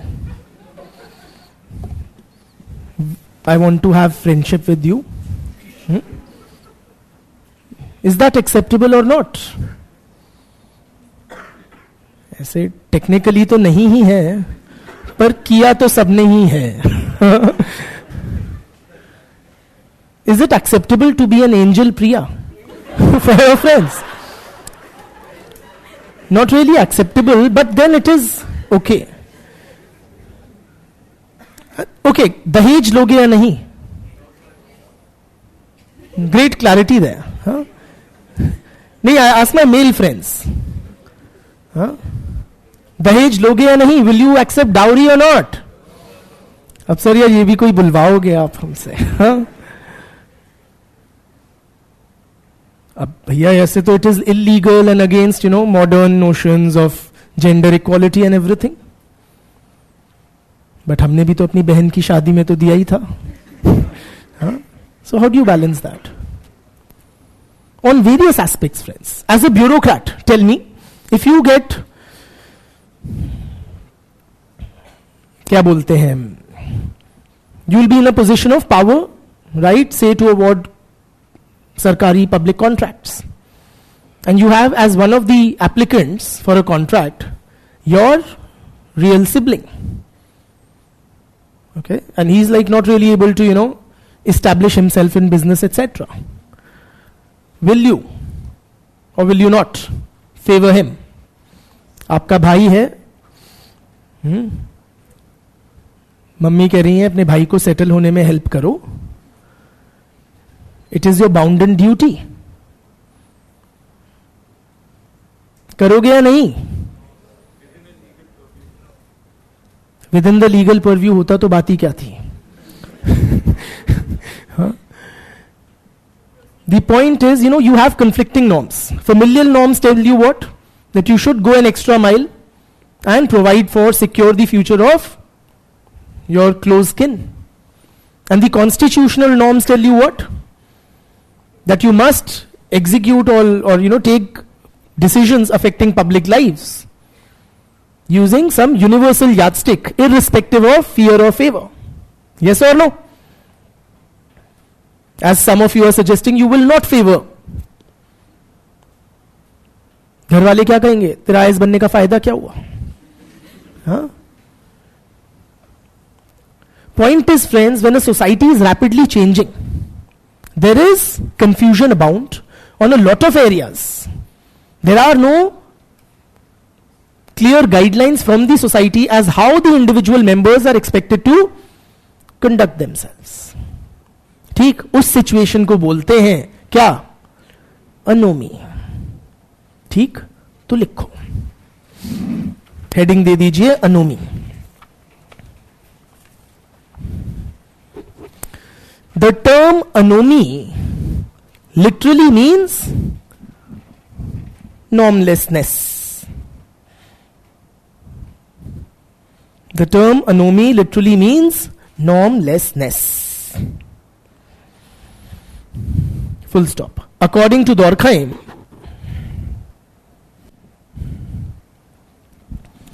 when a society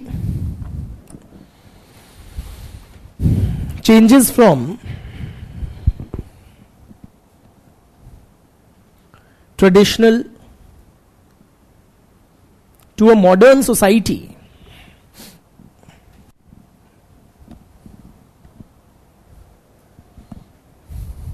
there is an intervening stage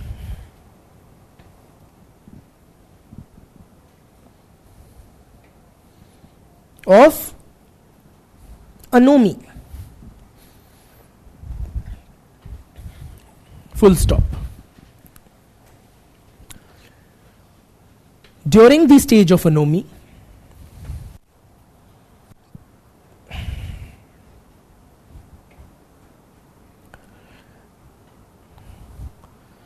the society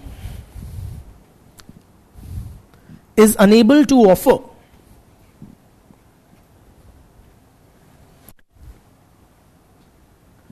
clear guidelines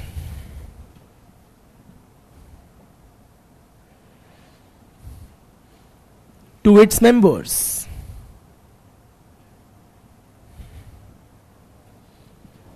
Full stop. In many areas of social life,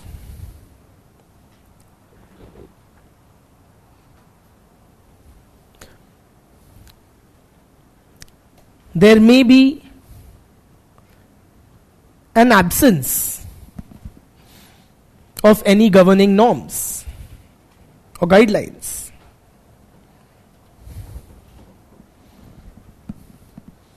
Yes or no? For example, say cyber ethics, or lot of fields of bioethics. Surrogacy होनी चाहिए नहीं होनी चाहिए, surrogate mother और child में कोई रिश्ता होना चाहिए नहीं होना चाहिए. We are still trying to figure out. In some other areas of social life,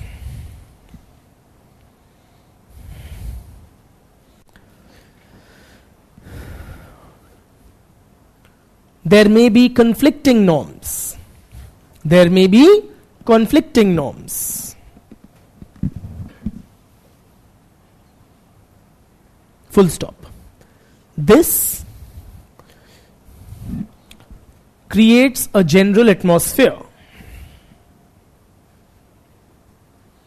This creates a general atmosphere of confusion and chaos in the society.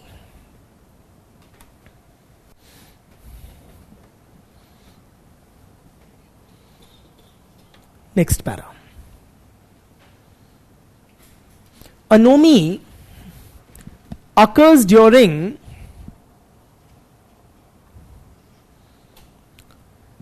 periods of drastic and rapid changes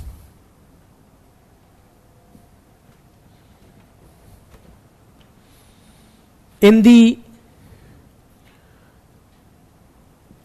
political, economic, and social structures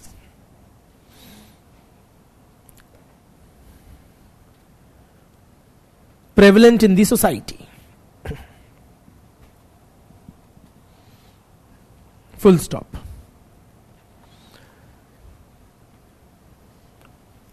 During the period of anomy,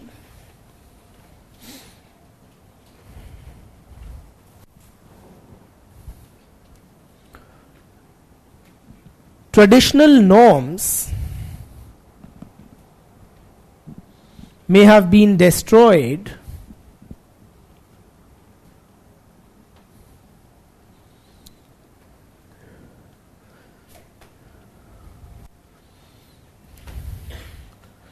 but new norms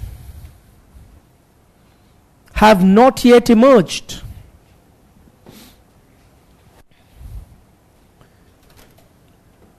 To replace them.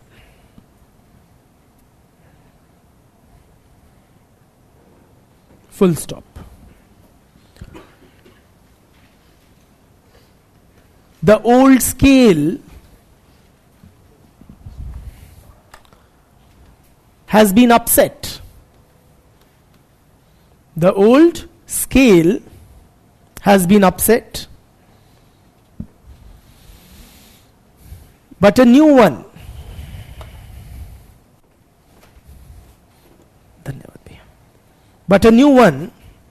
has not yet been devised.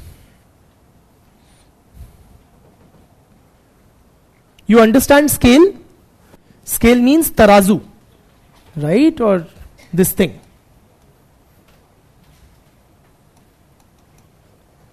Kind of, right? Scale as in the old balance has been lost. That is what we are trying to say. But we have not regained a new balance, a new equilibrium. Are you with me? The old scale has been upset, but a new scale has not been devised. Full stop. The period of anomy is unstable.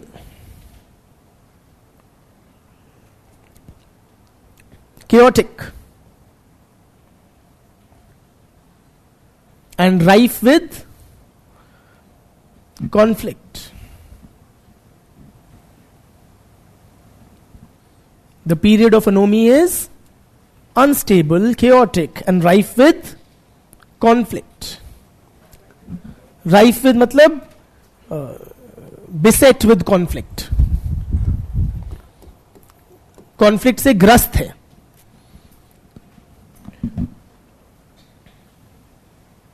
Or simply has a lot of, is characterized by a lot of conflict. ठीक है? Simply. It's not a sociological term. Full stop. It is a period of social derangement.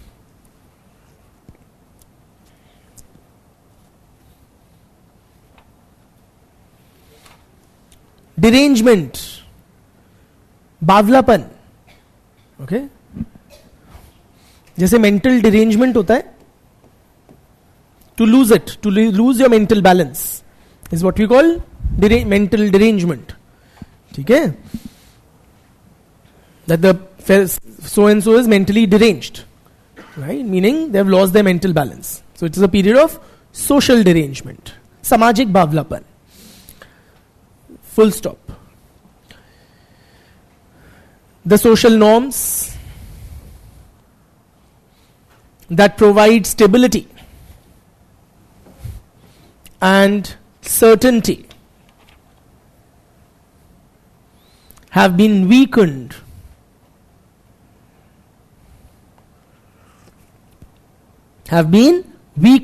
or are missing.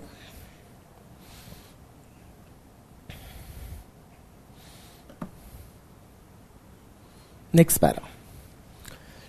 Individual members of the society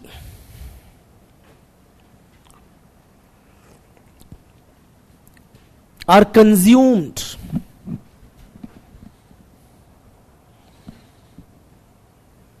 by insatiable desire.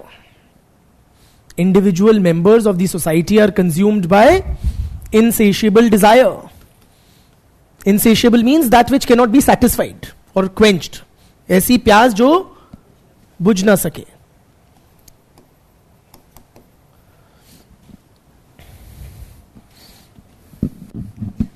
Basically, people become very, very greedy and self-serving. Are you with me? And everybody wants what? Everything. सबको IAS बनना है. सीटें कितनी है? Handful.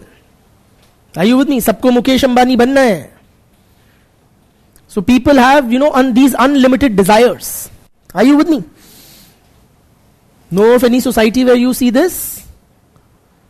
Know of any people where you see this? Unlimited desires? कहाँ हैं ऐसे लोग? आपके आजू बाजू में? Full stop. Many members of the society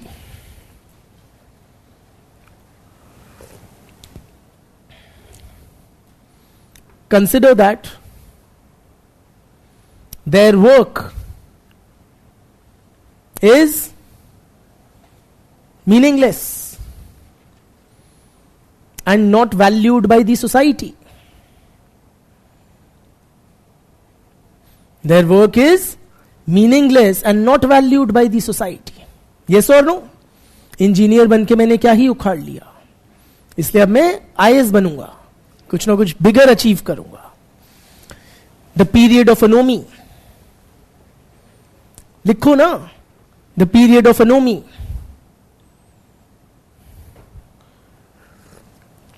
gives rise to social tensions. हाँ, मैं नहीं कह रहा, दौरखाइम कह रहा है. The period of anomie gives rise to social tensions and social disorder.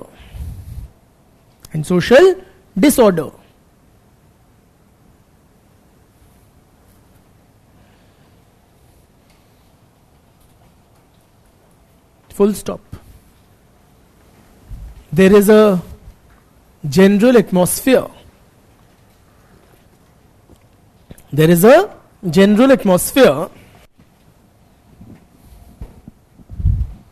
Hopelessness. General atmosphere of hopelessness. क्या करूं मैं? There is a general atmosphere of hopelessness and widely prevalent unhappiness in the society. And widely prevalent unhappiness in the society. सब दुखी हैं. Yes or no? Durkheim paints a very gloomy माहौल ही, classroom का ही माहौल हमारा ऐसा हो गया थोड़ा, है ना. सब दुखी और इस विचार में आ गए, पता नहीं है, बहुत दुख है और सबको ही दुख है. हाँ, that is the only perverse satisfaction one can have in a situation of anomie, कि I am not alone, है ना, सभी दुखी हैं.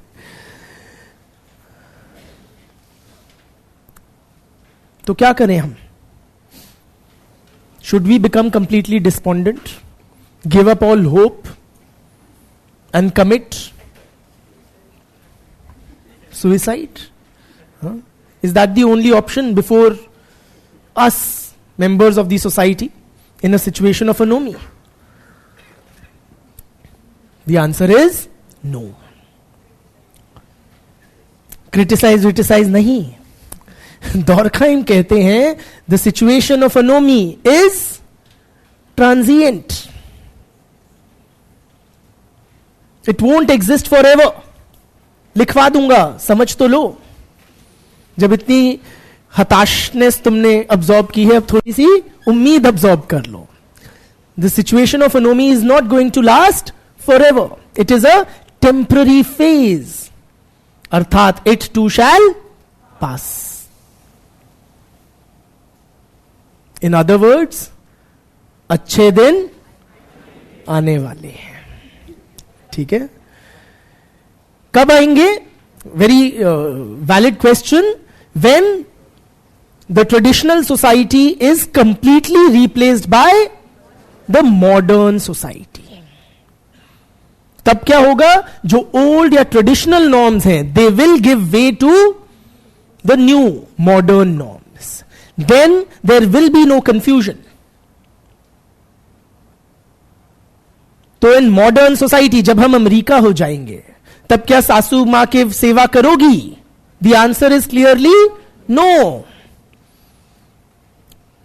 There is no concept of सासू मां और सासू मां के पांव.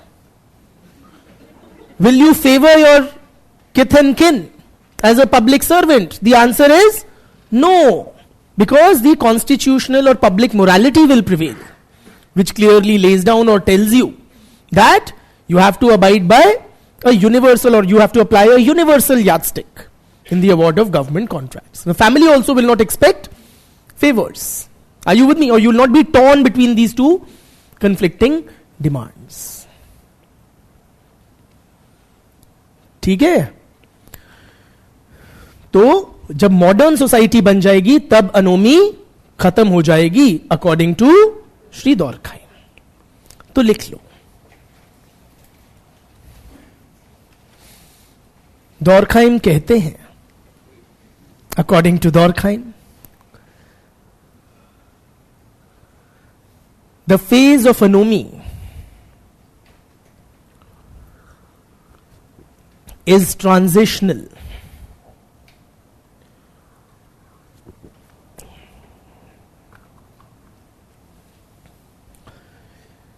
Modern norms will eventually completely replace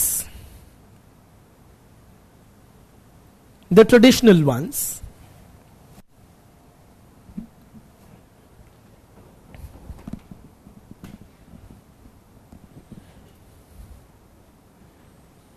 Full stop. The society will once again offer क्या? Clear guidelines. The society will once again offer clear guidelines to its members.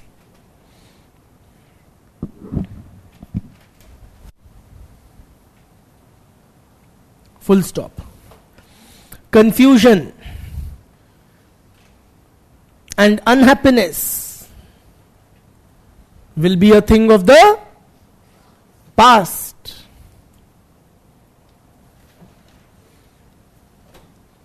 As the society transforms into a fully modern society.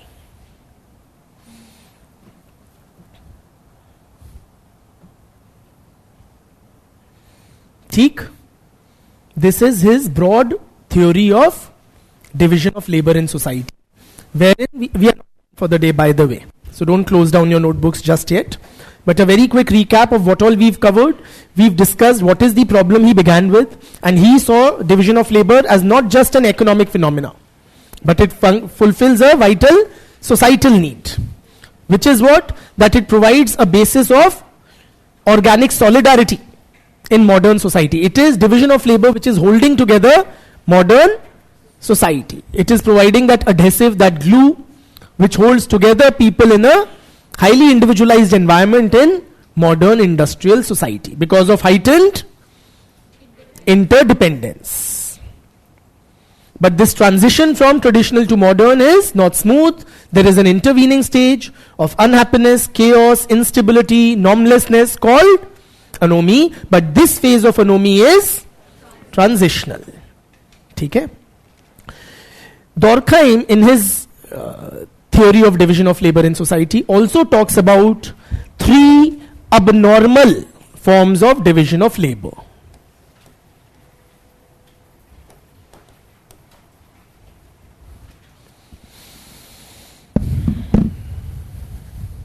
Three abnormal forms of division of labor.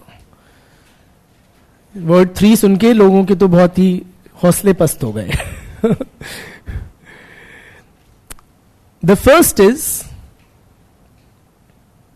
anomic division of labor. Anomic division of labor. Anomic division of labor means what? Lack of clarity or lack of norms governing the economic behavior of man. When there is lack of clarity or lack of clear guidelines governing the work related or economic behavior of man. Basically, when there are no clear guidelines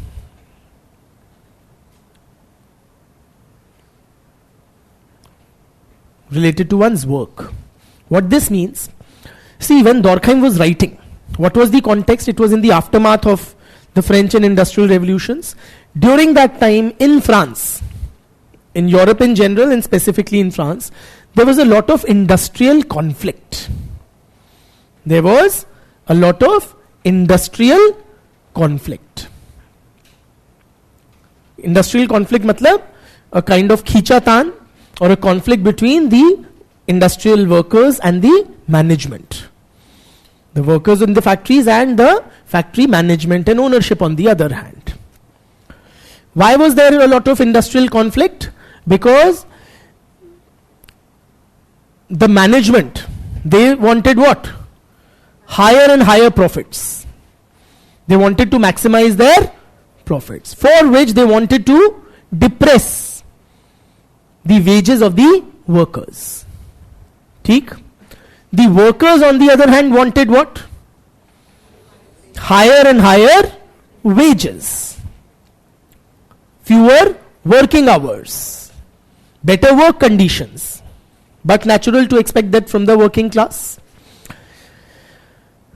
So their interests would frequently clash, resulting in industrial conflict, lockouts, etc.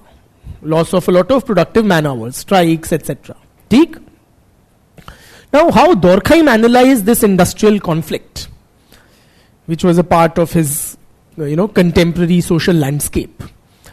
He saw this due to a lack of clear guidelines governing the economic behavior of man. Because the society is unable to offer clarity to people. Both management and the workers were driven by insatiable greed.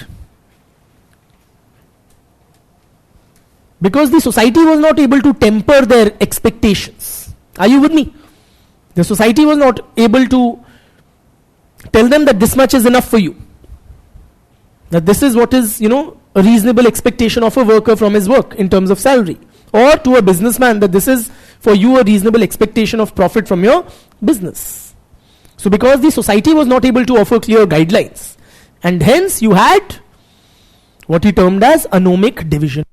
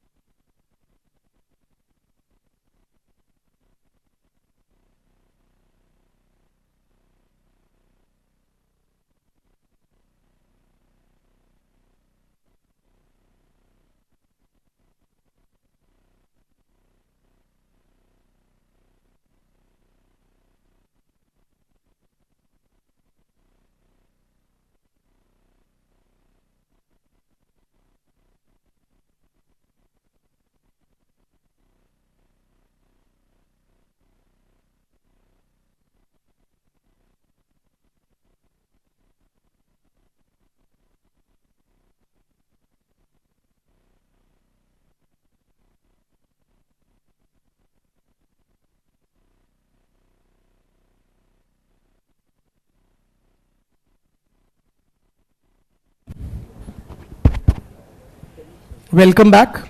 Yeah. Chaliye. Yeah, I know the mic batteries went off, so we've just restarted. I did not teach anything. I was just chit-chatting with my friends here. Okay. So we were where? Talking about anomic division of labor, which simply means the absence of adequate norms or guidelines governing the economic behavior of man, which Durkheim saw resulting in incessant, frequent industrial conflict. ठीक?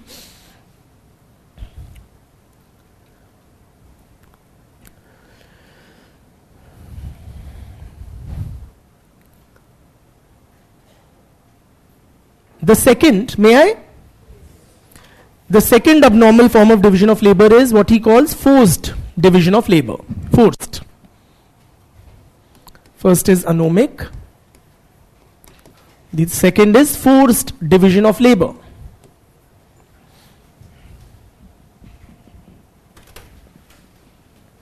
Forced division of labor means what?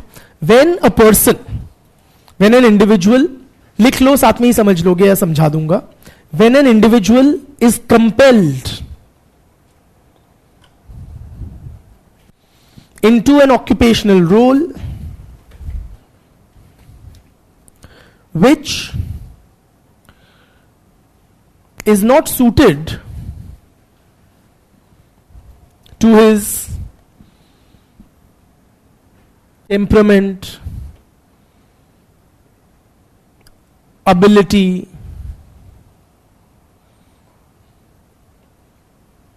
inclination, and interest.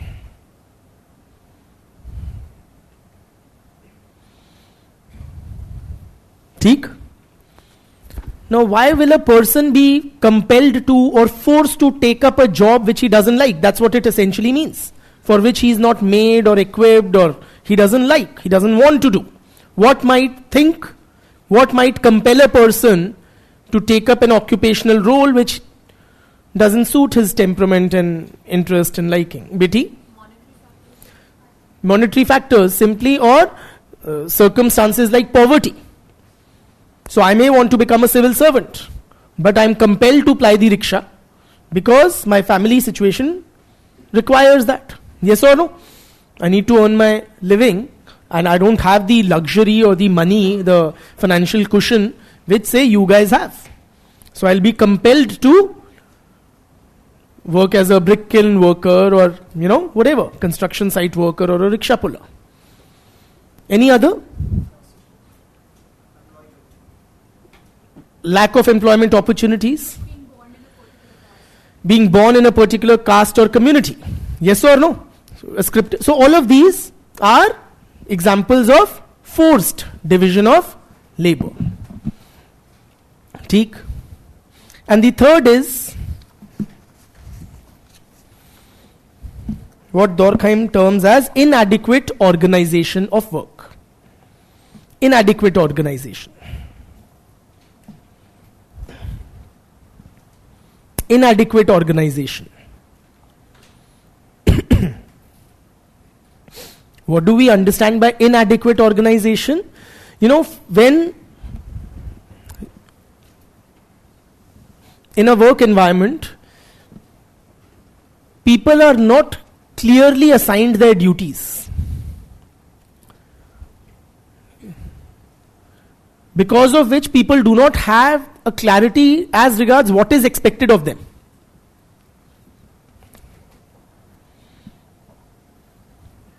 So tasks between people are not properly organized and properly coordinated.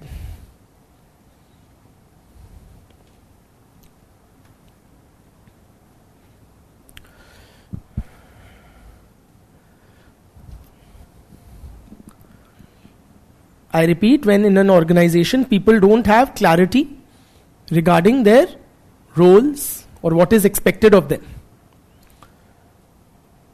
and there is not proper coordination between different persons. If you've written, then I'll explain.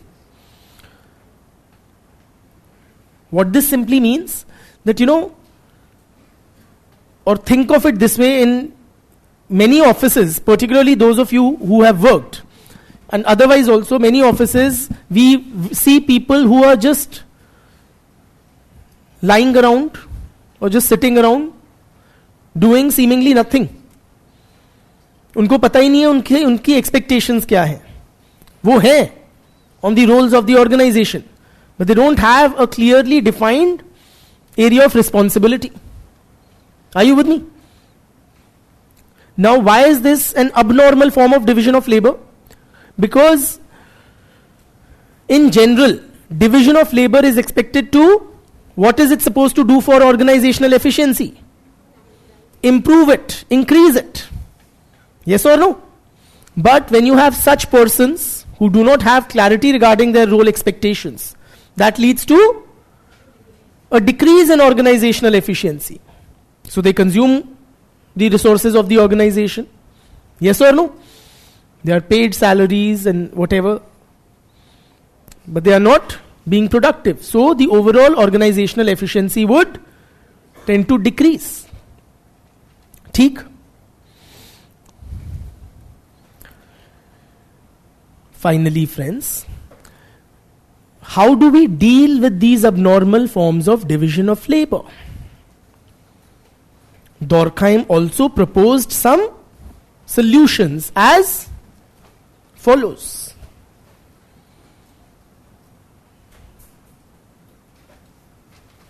आप लोग सोच रहे हो खत्म होने का नाम ही नहीं लेता? हाँ?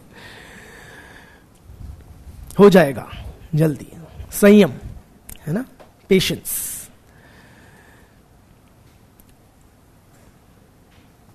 Now, one solution that Durkheim envisaged to tackle these abnormal forms of division of labor was the establishment of professional associations.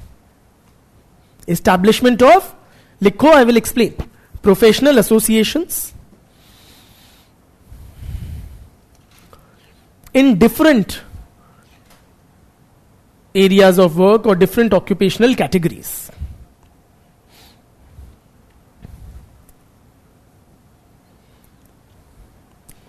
Establishment of professional associations in different occupational categories. What kind of professional associations we are talking about? For instance, you may have come across the Medical Council of India. You may have come across a Bar Council of India. The Medical Council of India regulates the work of medical professionals, particularly doctors. Bar Council of India would do it for lawyers. The Press Council of India would do it for press persons. Are you with me? Then you also have an advertising ASCI, something, advertising standard, something. They do it for advertising professionals. Such types of bodies. Why should they be confined to only doctors and lawyers or few professions? We should have them in across professions. Why? Because what these bodies do, please appreciate, A, these are self-regulatory bodies. These are not arms of the state. These are not governmental bodies. They are mostly self-regulatory bodies, matlab comprising of members of that profession only. And what do?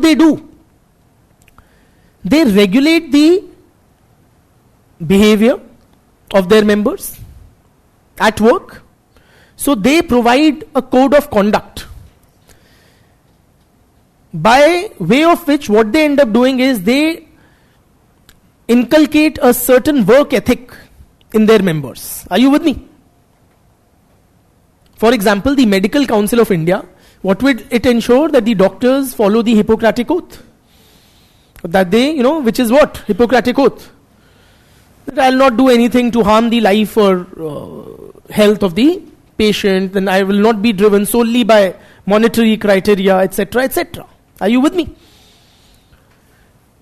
Matlab ki it tempers the greed of its members and inculcates in them a sense of service, of commitment to the society, the clientele. Are you with me?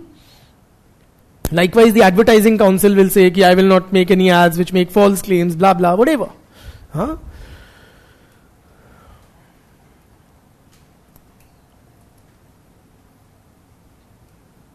So these bodies, self-regulatory bodies, help to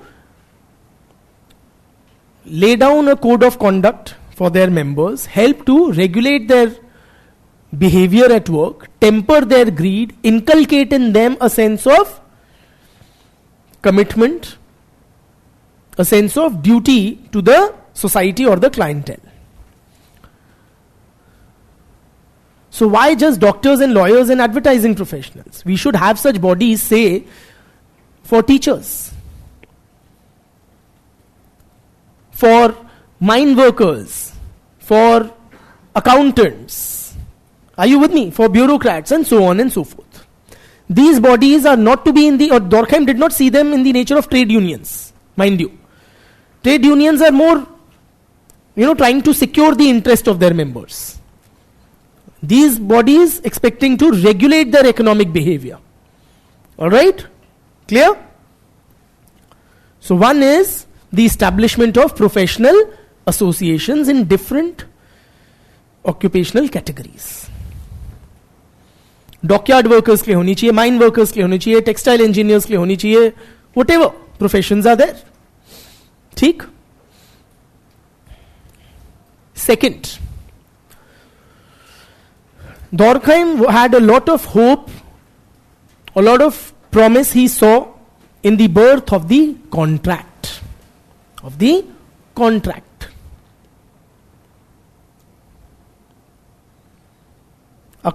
Contracts can help us mitigate or overcome these abnormal forms of division of labor. What is a contract? कोई sociological शब्द नहीं है. It is a formal written agreement entered into between two parties which clearly lays down the roles and obligations of both. Right? Now, if much of economic activity is governed by these written formal contracts, what will it do? It will make clear in black and white what both parties to the transaction can expect from that transaction, from each other. Are you with me? So if, for example, if workers are hired based on written formal contracts,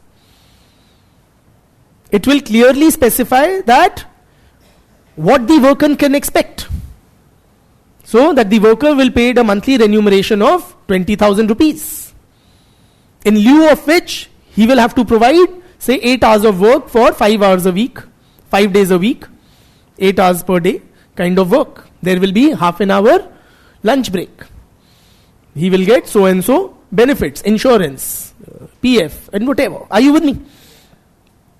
So this will temper the greed of both sides.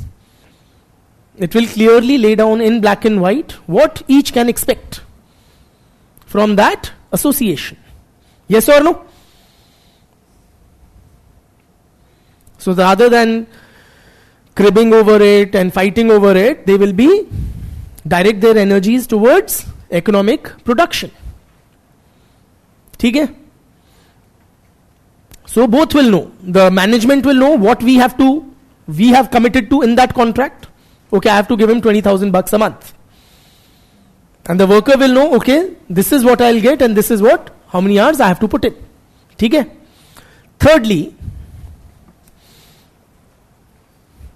who can play, you tell me, an important role to overcome or reduce forced division of labor? The state or the government, through policy interventions, can play an important role in addressing this abnormal division of labor.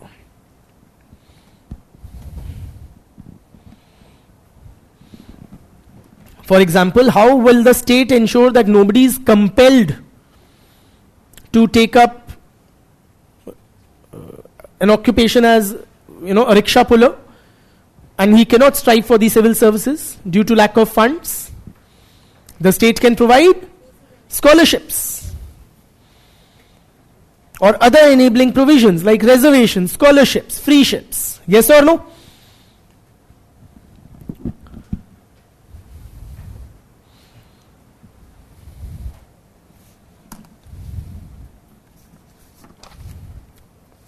ठीक है? And with that, my dear friends, we are done with Durkheim's theory of division of labor. बहुत बहुत धन्यवाद.